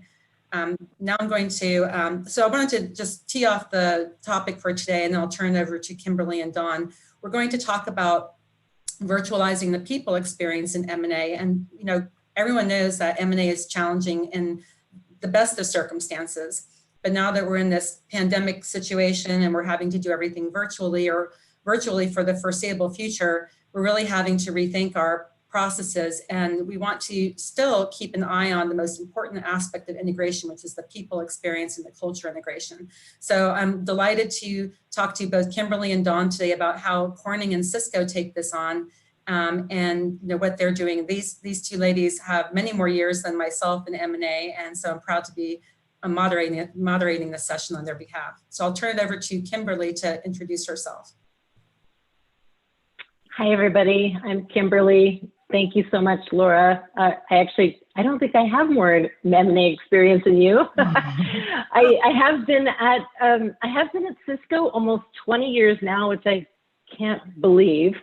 It's been that long already. It's been such a fun journey. I joined the M&A practice about 4.5 years ago and have had the privilege of leading acquisitions and divestitures on behalf of corporate development in order to meet our value drivers and our objectives that we set forth. Before that, I had a myriad of functional roles and responsibilities, and I have had the opportunity at Cisco to change roles and functions over that 20-year period, which has been really cool. And every time that I made a change, I really looked at how can I drive more business value and transform and build teams through that process. My passion is really around building teams, so the people experience is just a perfect intersection of my passion in terms of working with people both individually and then as a team, and then also their change management experience when they're purchased by a company like Cisco, or the other way, a divestiture. By the way, just a call out to the last panel session, I only got the last bit of it, but it sounded like a really good one and very close to my heart with divestitures being a very challenging people experience endeavor. So, that's it for me. I'm looking forward to this session. Keeson, thank you so much for the opportunity, and couldn't have a better set of colleagues on my panel. Dawn, why don't you go ahead and introduce yourself? Hello, everyone. Like she said, my name is Dawn White. I've been at Corning for about 9 years now, but I've only been working in the M&A space for 4 years. I helped lead the launch of our M&A Center of Excellence, and our center brings together the professionals from all across different functions and businesses, and we work together to identify and implement the best practices, and we actively support the integrations out in the field, early integration stage planning, all of that. Integration was our main focus when we launched, but we recently have made a decision to expand into due diligence and change management. And so I am especially excited about that because I specialize in change management and Six Sigma process improvement before I joined the corporate development group. So it's really just an exciting time for us. And I'm just happy to be here and share any type of wisdom or knowledge that can help anyone out in the field. So thank you, Keeson and M&A Science for inviting me here. All right, thanks, Kimberly, thanks, Dawn. Okay, so I'm going to launch our first polling question, and this is about, really, how would you describe your level of M&A activity since the onset of COVID-19? So hopefully I do this correctly. Do you see the question? Let's see. Not yet. I see it. Okay, so while I've launched this poll, I'll just say at VMware, we're still acquiring companies. We've actually announced the acquisition of 3 companies in the last, since the start of 2020. Last year, we were very acquisitive in the prior year. So even though we might not be doing anything big, we're still making acquisitions. And so I would love to hear from Kimberly what your acquisition activity is over at Cisco. It's been about the same, Laura. We had many deals in the pipeline that are still going through. We haven't seen anything stopped as a result of COVID-19 at this point in time. And we are, looking at more investments. So I would say about the same. Okay, thank you. And Dawn? So for us at Corning, I would say our M&A activity has slowed down tremendously. And I would say, especially on the front end, you know, where we target new deals and conduct the due diligence, I think we are even now more cautious about the deals we consider. There's a lot of uncertainty out there. And just like most companies, right, we're trying to hold on to our cash. But I will say with the slowdown of our active integrations, our Center of Excellence is taking this time to focus on continual improvements efforts within our center and across all of our functions. And although like our website that houses all of our best practice documentations and tools is a self-service toolkit, so to say, we know that like one common pitfall around COEs is to not keep information updated and current, right?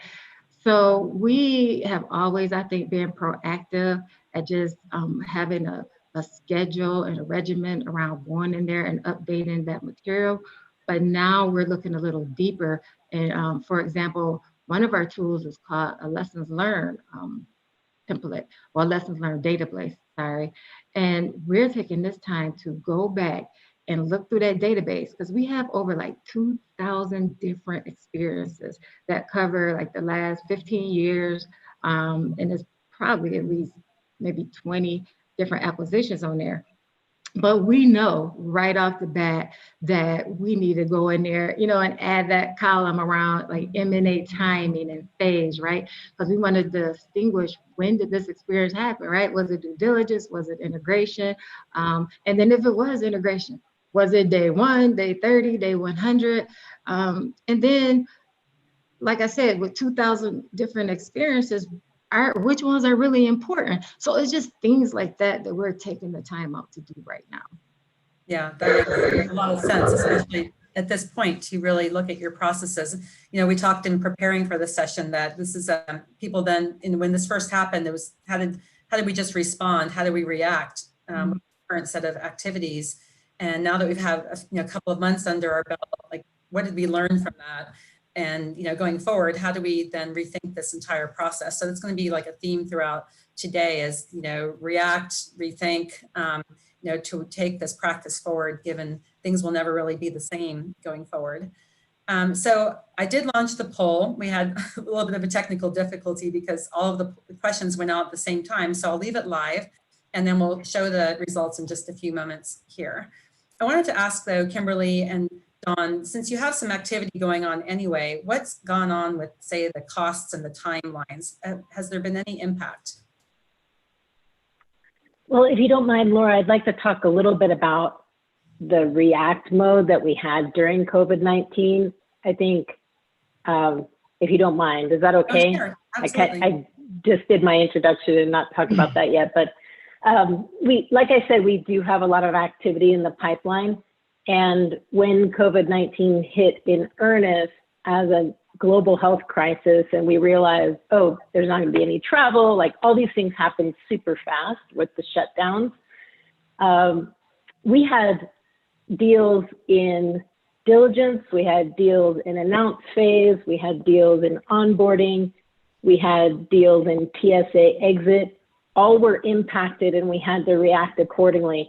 I think that was an amazing and interesting time in terms of being able to respond very quickly to the changes at hand and still try to keep the momentum of the business going and the transactions that we had in play moving forward. We were really fortunate to have a very pervasive collaboration tool capability with Cisco WebEx. We used that, we leveraged that. I think it was from the outside sort of seamless, but internally it was like a lot of really fast thinking to try to respond quickly and to try our best to uphold the employee experience through that process, or the target experience in the case of diligence, for example.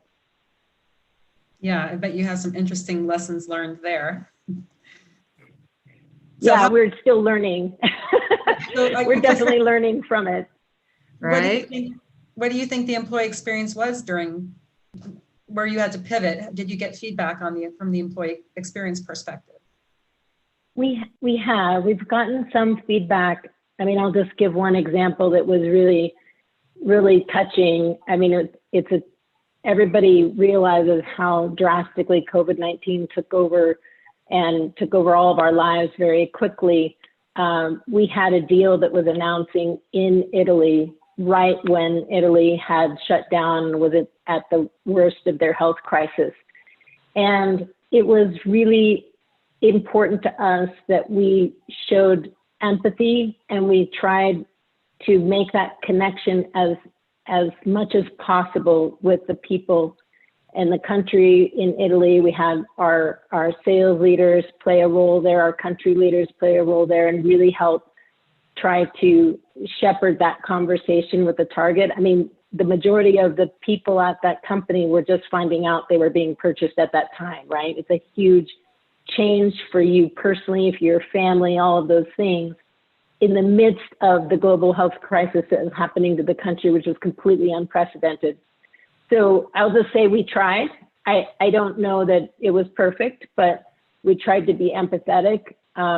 We also had a deal that was onboarding in Australia at that time. We had people ready to get on a plane from the US to Australia to help with the personalized onboarding that we normally do. And we had to quickly change that. It was, minute by minute, who was canceling reservations, who was on the ground in Australia that could possibly help us. And the team, pulled together a solution so that those employees were still able to do their personalized onboarding at that time, because in Australia at that time we were able to do that. And then of course now looking forward, we're looking to virtualize that entire process. Mm-hmm. Thank you for sharing that. So let me actually show the poll results for the first question. So a lot of folks are saying there is a significant decrease in the amount of M&A activity, or about the same and a slight decrease. Very few have said a significant increase. So I'm going to go ahead. Yeah, I was about to say, and that's kind of our situation at Corning. I think we've had a significant decrease. But when COVID hit, we didn't have a bunch of live integrations going anyway. We just had one, and it had been going for a while.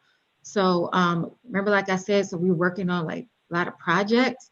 But even with that, a lot of our employees were put on like reduced work week schedules. And so that has directly, impacted our project timelines. How much, we don't know yet. We're still trying to figure this thing out, right? But we absolutely expect to see a extension on a lot of our timelines there. Yeah, and Kimberly, you had talked about this as well. And when we were chatting about this yesterday, do you think that the prolonged timelines or maybe the increased costs are something you would then build into your plans going forward?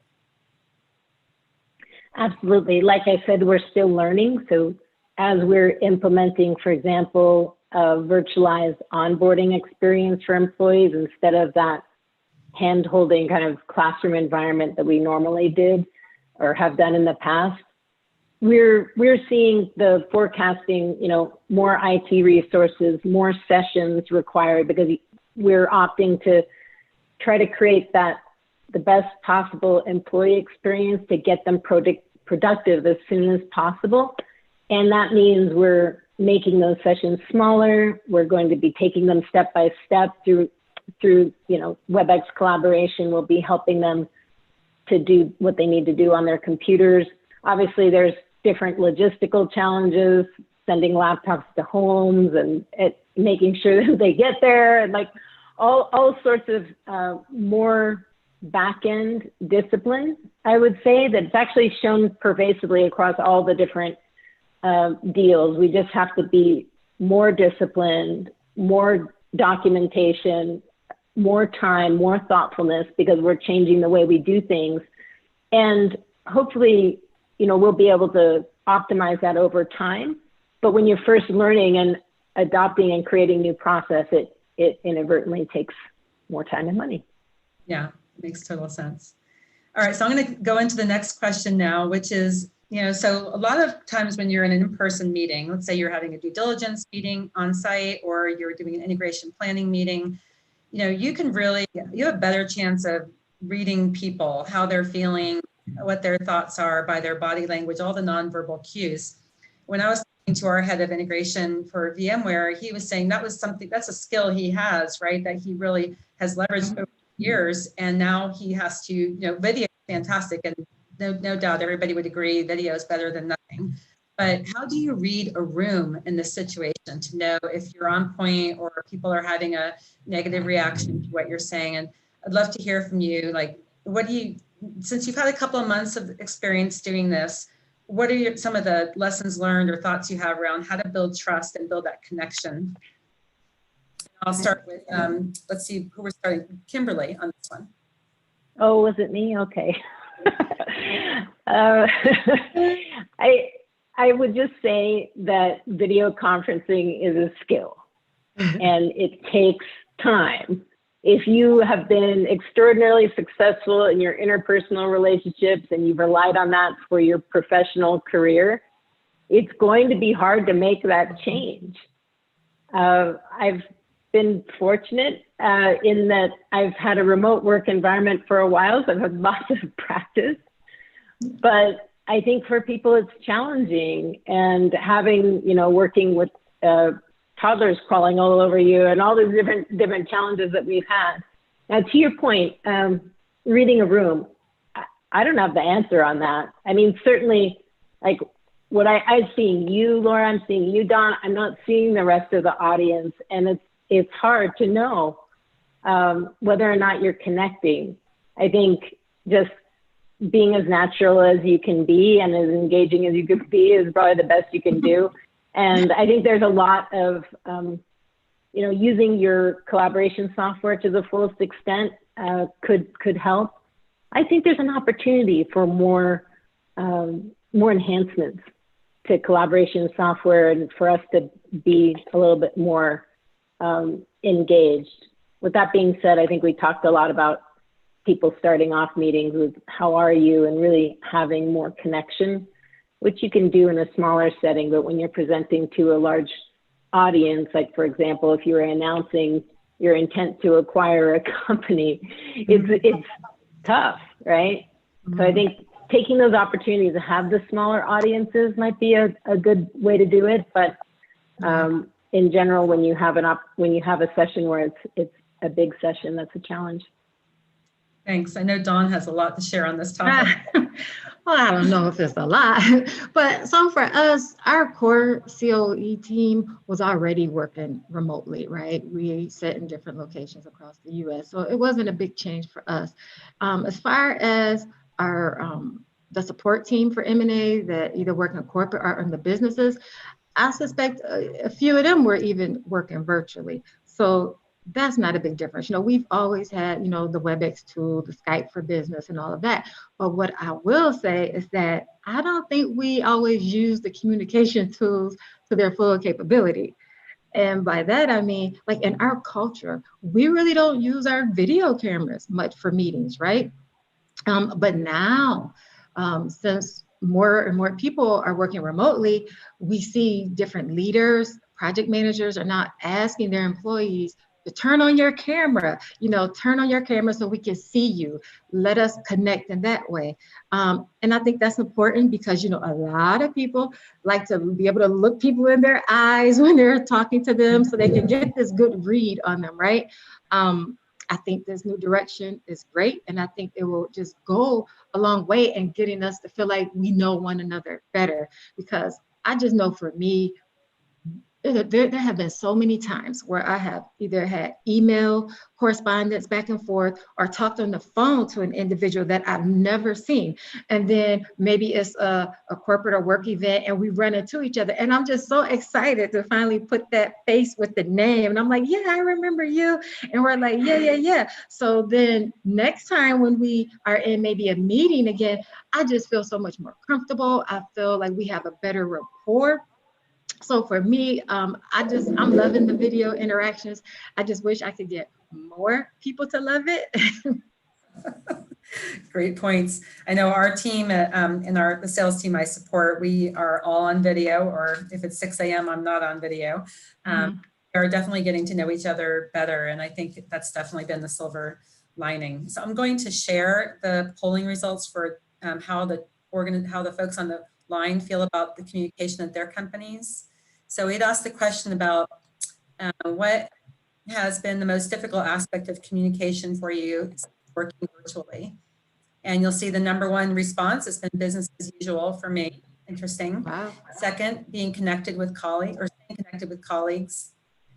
Third, ensuring my opinion is heard and truly considered.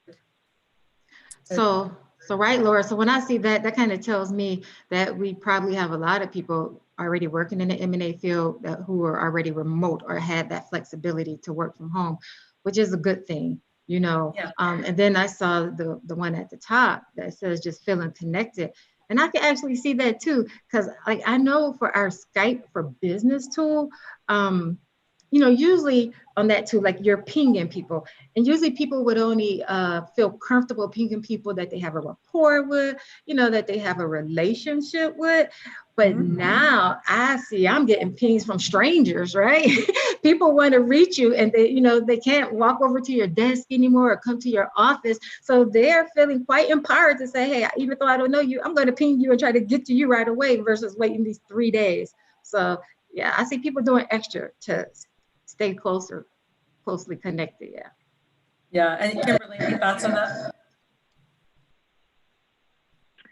I agree. It's been a really interesting time.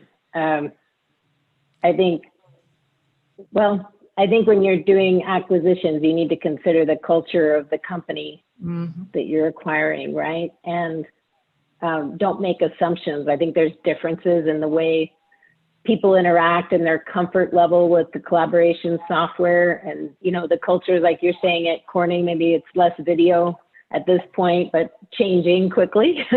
And I think we just need to consider that as we're M&A professionals, as we make our first impressions with the target during diligence and that kind of thing, as well as when we make our first impressions with the employees, and just try to consider that in that kind of level of change that everybody's going through during that time. I will say that, and I think one of the themes we were going to touch on is leadership, and we could pivot to that next. But I've found at Cisco, we have really had a much closer relationship with our leadership over this time. They've been working with us, having company meetings on a weekly basis. I personally feel like I know our executive leadership team much more intimately than I did before, having seen right into their houses and, you know, dogs and things like that, you know, you would never see normally. And then taking it down into the teams, we've worked hard. I think one of the polling responses talked about interacting with colleagues. At least in our company, we've put a real specific emphasis on trying to get together and get to know each other. And as a result, in my own team, we have a chat room going that we never had before. We have weekly sessions. We did a really fun event where we all said, okay, one of our friends is going to teach us how to make tiramisu. And we had like a kitchen session where, 20 or so of us, took his instructions and tried to make tiramisu. And some of us had our kids involved and things like that. And it was like a really neat thing to do. So I think we just need to be thinking outside the box on how we connect.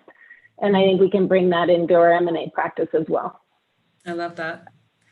Actually, I wanted to segue into the leadership conversation now then. So I love all of Keeson's interviews he's done on this podcast. One in particular I listened to recently was with Susan Isley, and she runs Isley Associates. And she talked about how critical leadership is in the M&A process, and that not every leader embodies all things that a great leader would have. But she talked particularly around, it's ideal if a leader has had personal experience being acquired, so they have that empathy or knowledge of what that feels like. People trust them, they walk the talk, they're highly influential, they're very deliberate, and they're galvanizing. And I mean, as you can see, that's a lot to expect from any one leader. But let's say your company is new to acquisitions, or you have new leaders getting involved in acquisitions. share with me a little bit about how your company goes about developing them. So not just throwing a training at them the day of, but how do you develop leaders over time to become more effective in leading M&A integrations? And let's start with Dawn. So for us, our workforce development and learning group, which is a part of our HR function, they really spent a lot of time to develop this like M&A leadership portal, right? Because just like you said, different leaders have different background experiences and different levels of expertise, right? In dealing with people and all of that. So they really sat down and thought about, if I'm a leader, you know, in M&A, how might I touch, you know, the companies, the acquired employees. So we said, you know, there's the perspective of you're the courting leader, right? And your division or group is purchasing, bringing in a company. So we developed a set of materials that taught specifically the things that needs to be on their radar, actions they can take to be more effective. And then we thought about that leader, that's what the acquired company that's coming on board. And we realized that not only do they have to help transition their employees, then they're working with executive level, you know, executives at the top level with Corny. So they have a lot more things to worry about. So we wrote down, you know, a lot of things that they should be having on their radar. And then we thought about that supervisor, that frontline supervisor who is at the acquired company. They may have 100, 200 employees, and they're swept up in this change. And you know, sometimes at that level, you don't even always get privy to a lot of the key communications or circumstances surrounding the deal, but you still have to manage that group of people through this transition. And so we set up all this information to where, yes, it could be self-service and we make sure we put it in front of you to go look at it, but we also tried to build into our learning assignments that, hey, you should get in front of the employees and go through this with them. So, you know, yeah, we understand that it's virtual now, and when we designed it, we originally thought it would happen in person. But either way, we just didn't want leaders going in there reading it, but we want them to really embrace what's in there and then go to the new employees and talk to them about it. So yeah, that's one thing we've done. Excellent. Kimberly, what do you think?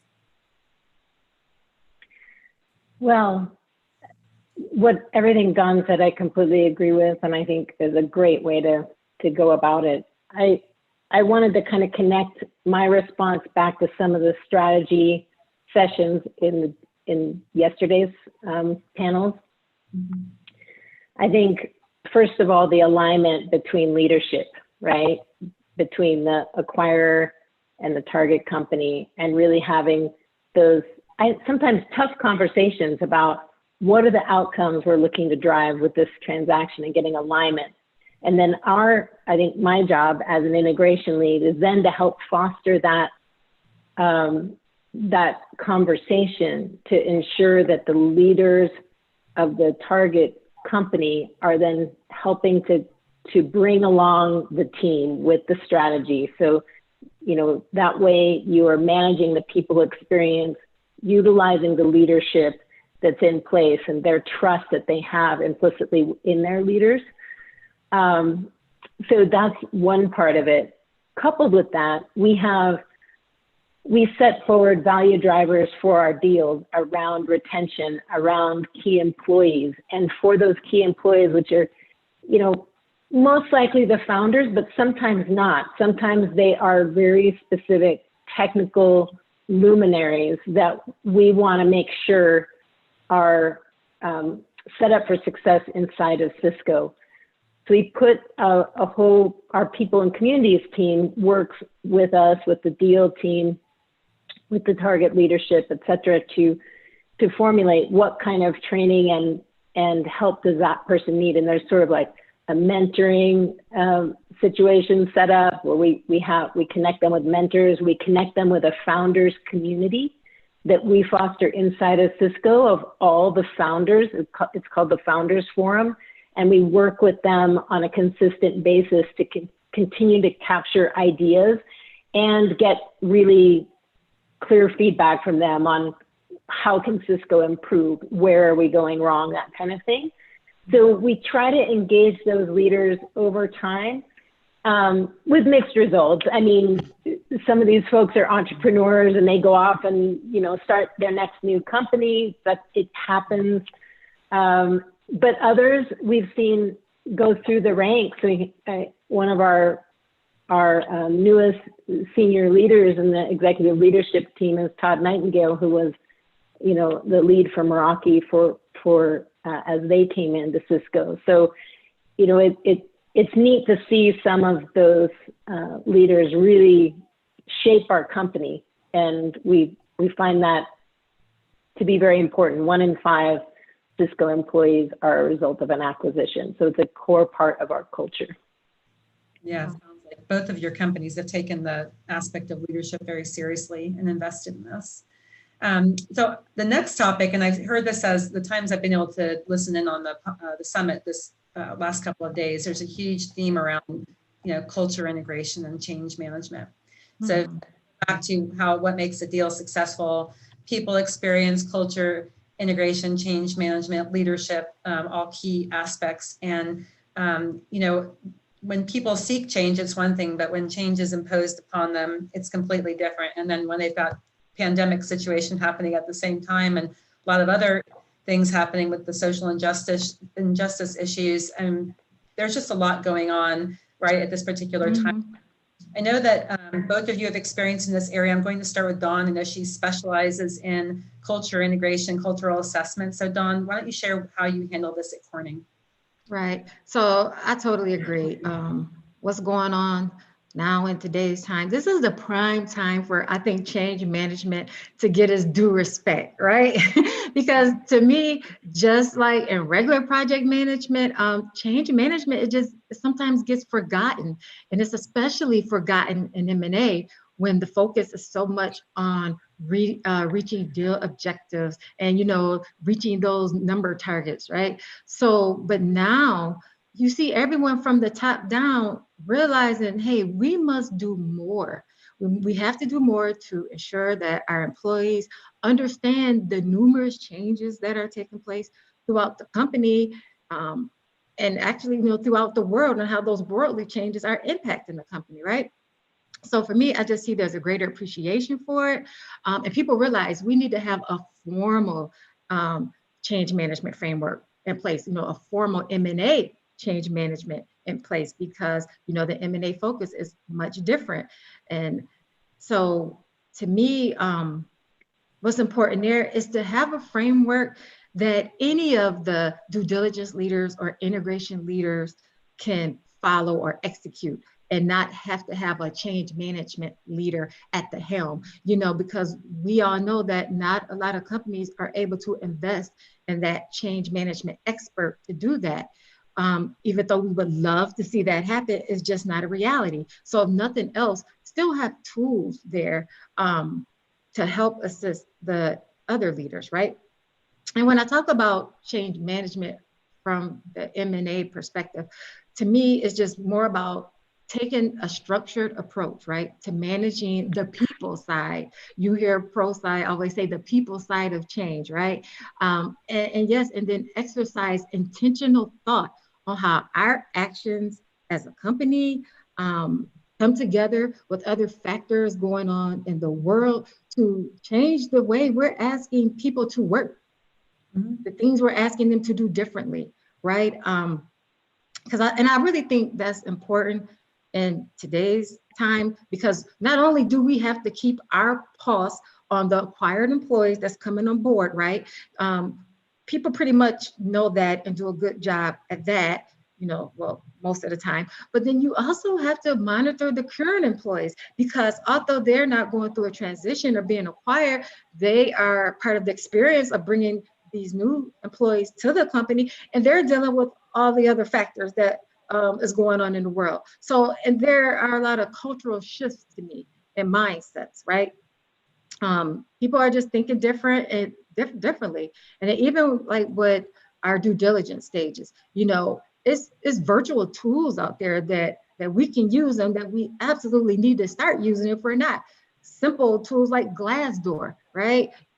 let's look on there and see what the employees are saying about that work culture. Let's see what the employees are saying about that experience there. Maybe we can gain some insight into this company. And then you have the social media sites like Twitter and Instagram, where you get like real-time feedback. People are getting bold and they're saying things directly to the CEO. And I think a lot of that is a result too of kind of being thrust into this time where you have to be comfortable with technology. You have to get out and do a little bit more. So how I'll say is a lot of people are getting bold, they're getting comfortable, and they're feeling like, yeah, I can get on here and say something. And I just think that is much different than what a lot of CEOs are used to dealing with, right?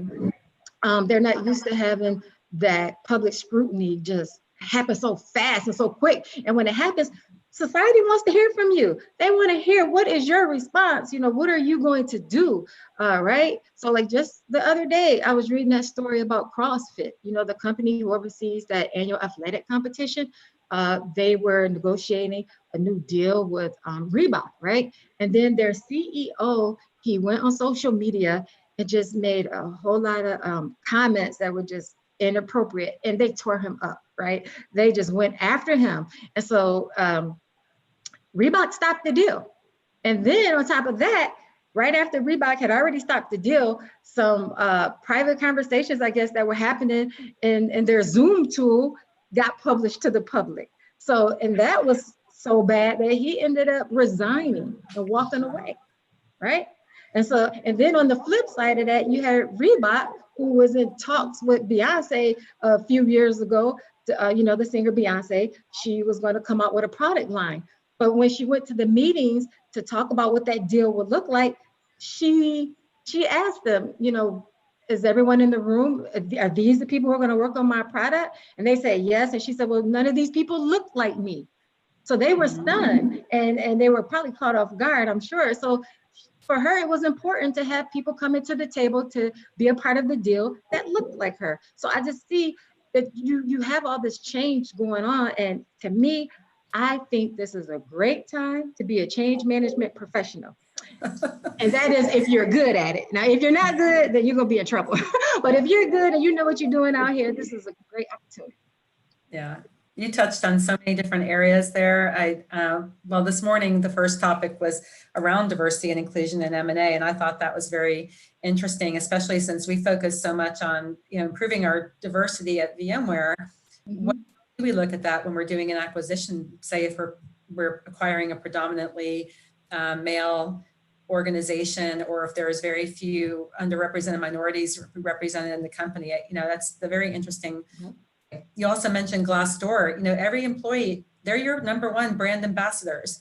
So, you know, if you're not, whatever is happening in your company, if they're feeling, usually it's when they're not happy, they'll post on Glassdoor. Great place to look and find out what people think about, let's say, your M&A practice and how you made them during an M&A. But Dawn, you made some great points. And after I talked to Kimberly here, I wanted to show the other polling question about, or the question that we just got in Q&A about video. You know, you said use your collaboration tools more extensively, use all the facets of them. How do you get people to turn their video on? You know, how do we get them to use the full capability? I'd love to hear from, you know, Kimberly, there's so much there. You can take this wherever you want to go, Kimberly, but I just want to bring that up too. If you wanted to touch upon how do you encourage that increased level of collaboration with the tools, that would be great. Well, anyone that's been on my team knows that I kind of pick on them if they don't.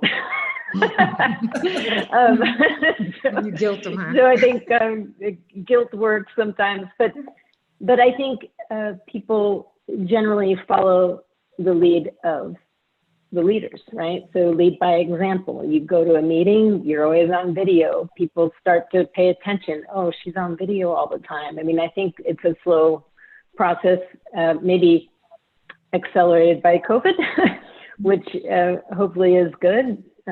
But I think that, yeah, leading by example is probably the primary way of sharing. I've been on many meetings where I get on video and suddenly cameras start turning on, right? Oh, this is okay, we're gonna do it this way. And then people apologize like, oh, I'm still in my workout clothes, or I'm not going to go on video because of this or that reason. And it's like, okay, that's fine. You know, everybody's in a different place, and we're having to be flexible in a lot of different ways. I know that at Cisco, a lot of my colleagues it feels like our work is just actually exponentially increased.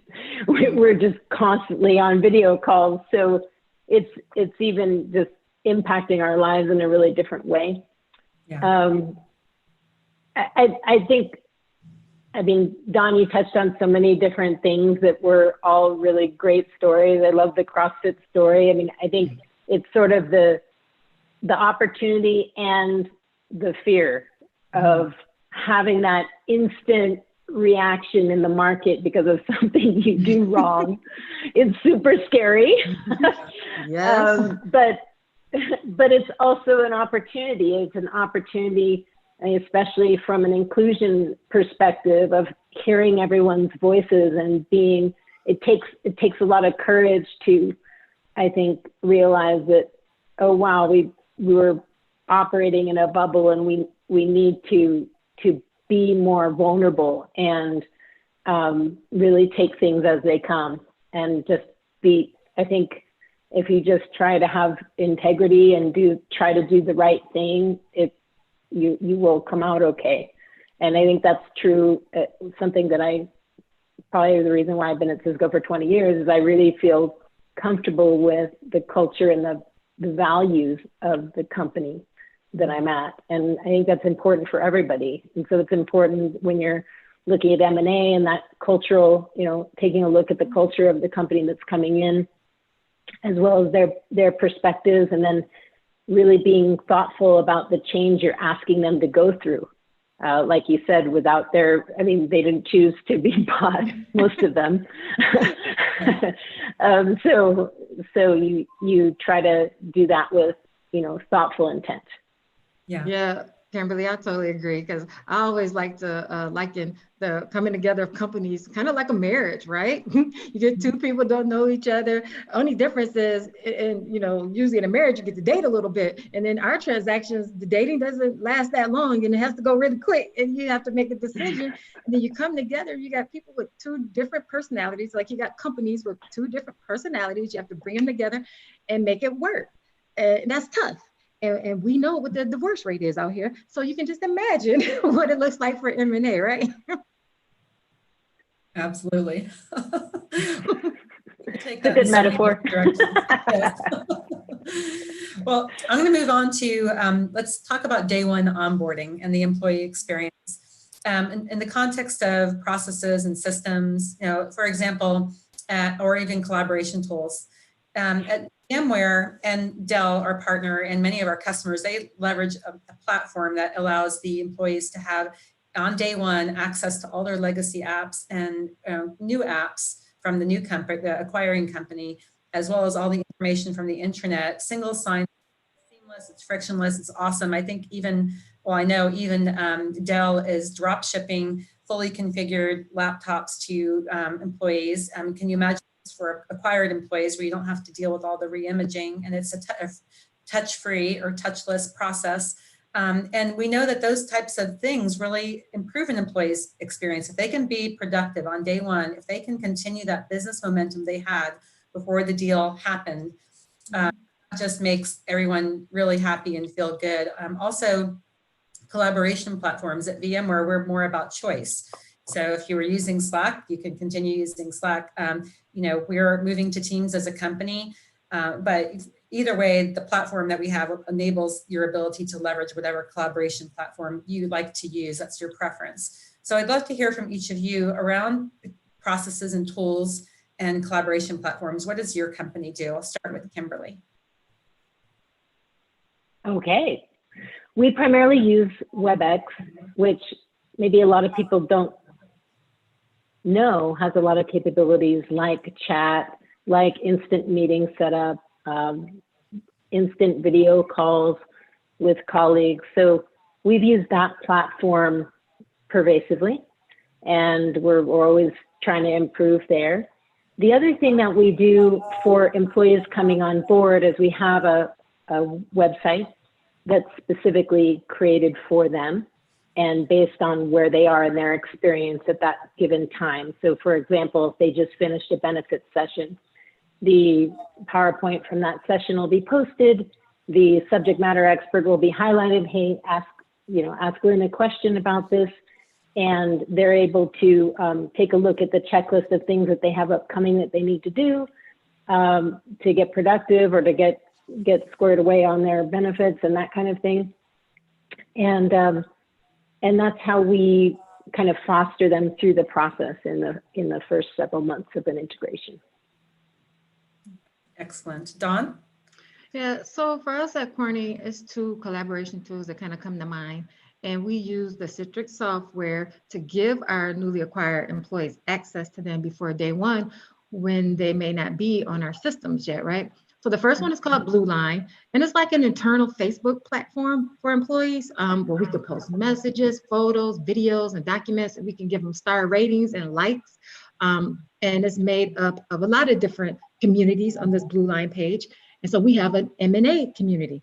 And to be honest, we haven't always used our M&A community to its fullest potential. You know, a lot of us on our team, you know, we're not into the social media thing. So it was kind of tough for us to go out there. But we have made a commitment to start doing better there and really make use of this. And so we're going to start like just posting maybe some thought-provoking M&A topics, you know, share reads from external M&A organizations, advertise conferences and trainings, things like that. And also on our last major acquisition, we actually used it to have a private community for the acquired company. So things we went over, say on the day one onboarding, you know, it's a lot of information, right? You have people sitting there for hours, it's hard to retain all that. So we put some of the key presentations on there so they could go back and retrieve it. Our integration leaders are also on this private board with them. So if employees have a question about anything integration wise or business or the transaction, anything, they could kind of go in there and type and we'll respond. And then if they just, want to say hi. We had them getting on there saying, hi, my name is so-and-so, I'm glad to be a part of Corning. And I just thought that was awesome. So we've had great success with that tool. And then another tool that we're using, I think, which is more for like the project teams, the integration due diligence teams, is Box. And what Box is a tool that manages and development. It manages the storage of communications, right? It's a cloud-based solution, and it just makes it easier to collaborate across teams, customers, partners, and vendors. You can share documents internally or externally. And then it keeps version controls. And you know how crazy that can be on an M&A team with different people touching documents. So we found great success using that too. And then also has the security controls, because as you know, with a lot of M&A documentation, you know, it's sensitive data in there. So we're able to put security controls on various documents. So, yeah, these are so many great ideas. You know, I hope it goes without saying you can contact either of us after the session today if you want to learn more about our practices. One thing I wanted to go back to is when we started the conversation off, we were talking about when we found out about the pandemic and we were more in a reaction phase, and then a few months we're reflecting. Now we're in this rethinking. How do we rethink our process going forward? And you know, VMware, we are looking at new tools. You know, so VMware is rolling out something internal to do virtual reality for, say, customer advisory boards.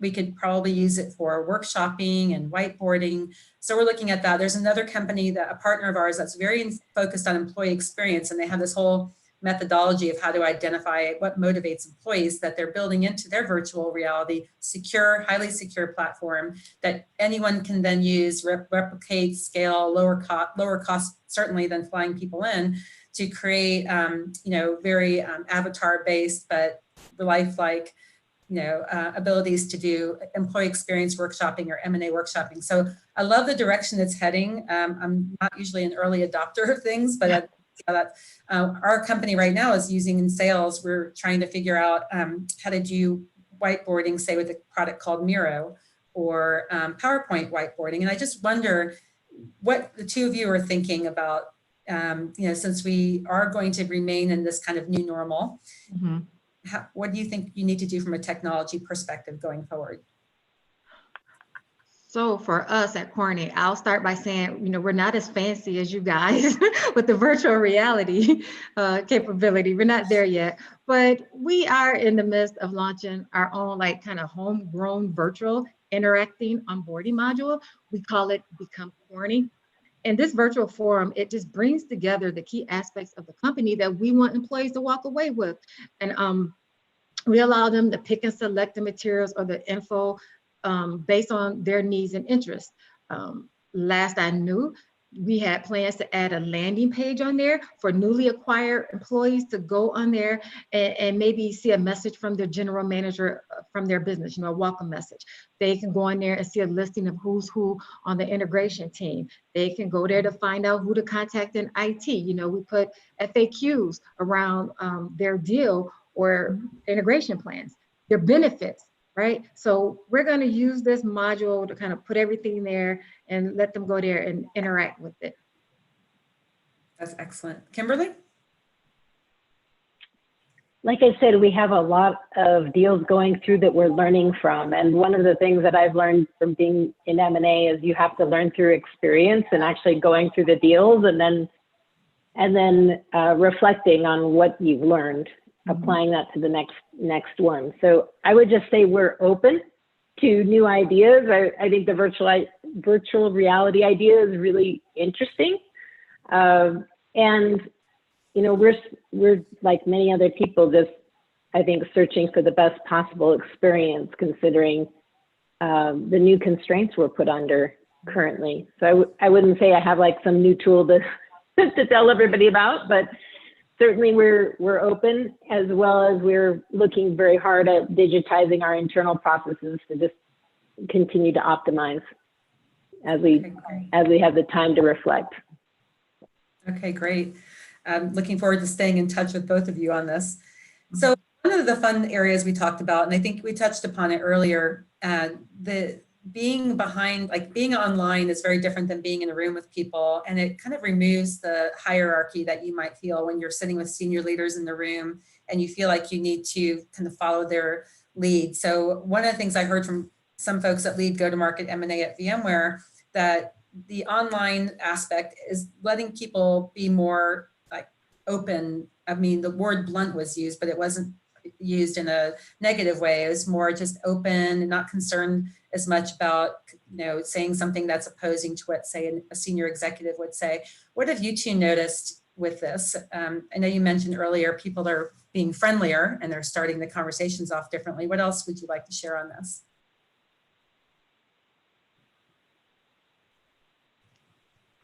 Me. So I haven't seen a big change personally, but at Corning, we have a very polite culture, but I love that it's happening other places, that people are standing up. I know when we had collected the voice of the customer on one of our due diligence projects, a functional lead had shared how they just did not feel comfortable, challenging certain decisions of the senior deal team members. And that was interesting to me because, I'm prior military, right? So I came up in a work culture where you are encouraged to speak up, as long as it's in a respectful way, that kind of established you as a leader to be able to speak up. But I know people are different, we all have different backgrounds, different personalities, whatever. So for me, I don't have a problem sharing my opinion, but I do see that as a problem, especially when we had teams face to face. I remember a time when I was working with a very, very senior executive, and we were, I was leading the vendor selection process, and we had all these, VPs and directors in the room working with us. And at the end, when I was asking them, what do you think about this? Who do you want to go with? Or just any question pretty much. Whatever, they to me would always align up with whatever the senior person said, right? And so during one of the breaks, I had to go ask him, would he please just wait to answer and say his opinion until they speak? Because I said, we have all these senior people, experts, SMEs in the room, and we have no idea what they really think, because whatever you say, they're jumping on it like it's golden. And so it just, he appreciated that, and he absolutely obliged, and we saw the difference, and we got that feedback and interaction there. Thanks. Kimberly, I'm getting the hook here. I know. I'll keep it really short. I love Dawn's story so much. I thought that was great. I would just say that people have been a bit more transparent. I think that the barriers that we normally, suit up with, drive to work, go to the office, interact in a certain way, those barriers have been taken down by the fact that we're all in our homes and we're subject to the lawnmowers going outside and the sirens going by or whatever is happening around us. So I think it's made people a little bit more approachable and also a little more willing to speak up, because if everyone feels like a little bit more like everyone's in a discomfort kind of role right now. But that would be my observation, Laura. So these are all good things. So I wanted to share the rest of the results. Let's see. So I know we just have a minute here. The multiple collaboration platform tools. What's your company's position on, say, standardizing? So predominantly everybody says we standardize on our preferred platform, and very few say we allow people to keep their legacy. And then have you noticed colleagues feeling more comfortable to speak their mind and challenge M&A assumptions? Most folks are not sure, but there's an even balance between yes and no. I just wanted to wrap up and say, thank you for this opportunity. We heard today conversations around, the need to develop our leaders, make sure they're prepared to lead during M&A. We talked about the importance of cultural assessments and change management. We talked about now that we've been in this for a few months, we've reacted, we've been reflecting, now we need to figure out how to rethink the practice and processes going forward. And, I think that folks already have a lot of technology. We want to make sure we leverage it to the fullest, get folks to turn their videos on to the level, I wouldn't force it, but to the level that they're comfortable, because everybody's in a different situation. And so leverage the virtual situation to increase collaboration and communication at your company. Kimberly and Dawn, you did such a great job sharing today. I really appreciate your authentic nature and how transparent you are. And I loved working with you on this. And Kisan and Maddie, thank you for the opportunity. Thank you. Likewise. Thank you it's so been much. a pleasure. Hey, thank you, Laura, Kimberly, Dawn. That was amazing. Let's all give it up for them. We like that. Thank you. Thank you, everybody. It was a pleasure. Right, thanks, everybody. Bye-bye. We'll get geared up for our next session, which will start here shortly. Hey, Christina. What's up? I'll put my video on and say hi. I guess I have to. How's it going? My daughter's Pretty on. good. What's that? I said I should have brought my daughters on. We could have had a virtual play date while we were doing the interview. we could, We'll have a kids breakout. we got a special introduction set up for you guys. So. Oh, I love it. Yeah. Well, we're this hour, so let's get started here. Give me one quick second. And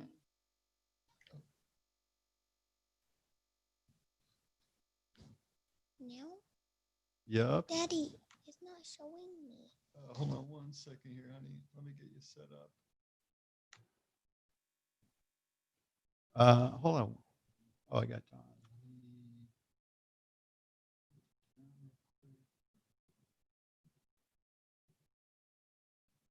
All right.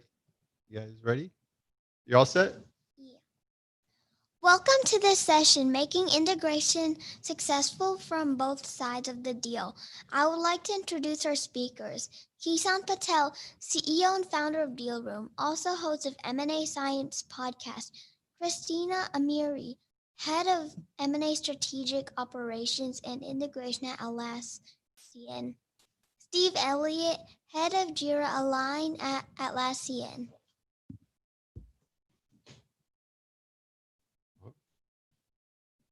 You left quick after that. Thank you, The best Shyla. intro ever.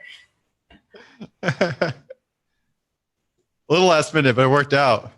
Hey guys, thank you so much for joining me. Today, I have Christina Miri, head of M&A Strategic Operations at Atlassian. Christina currently leads M&A integration across Atlassian, where she was the first hired employee dedicated to integration nearly 2 years ago. She was previously at Salesforce in various roles and other industry-leading companies and consultancies. Also joining me, Steve Elliott, head of Jira Align at Atlassian. Steve is an established software executive with 20 years of technology experience in a variety of industries and was the founder and CEO of Agile Craft, now called Jira Align, a software company based in Austin, Texas that helps companies scale their agile planning and portfolio management. Today's discussion is going to focus on how to facilitate a successful integration from both sides, the acquirer and acquiree's perspective. Steve is a serial entrepreneur who has sold companies 4 times through his career, most recently to Atlassian in April. Now, he said he wouldn't talk about the first 3 exits, but he's happy to talk about the most recent one. That actually went well, and we're going to learn from Christina and Steve on how to run a successful integration. So with that, can you tell me about what made the acquisition and integration of Atlassian successful, and how is it different from your past experiences, Steve? Yeah, sure. Yeah, thanks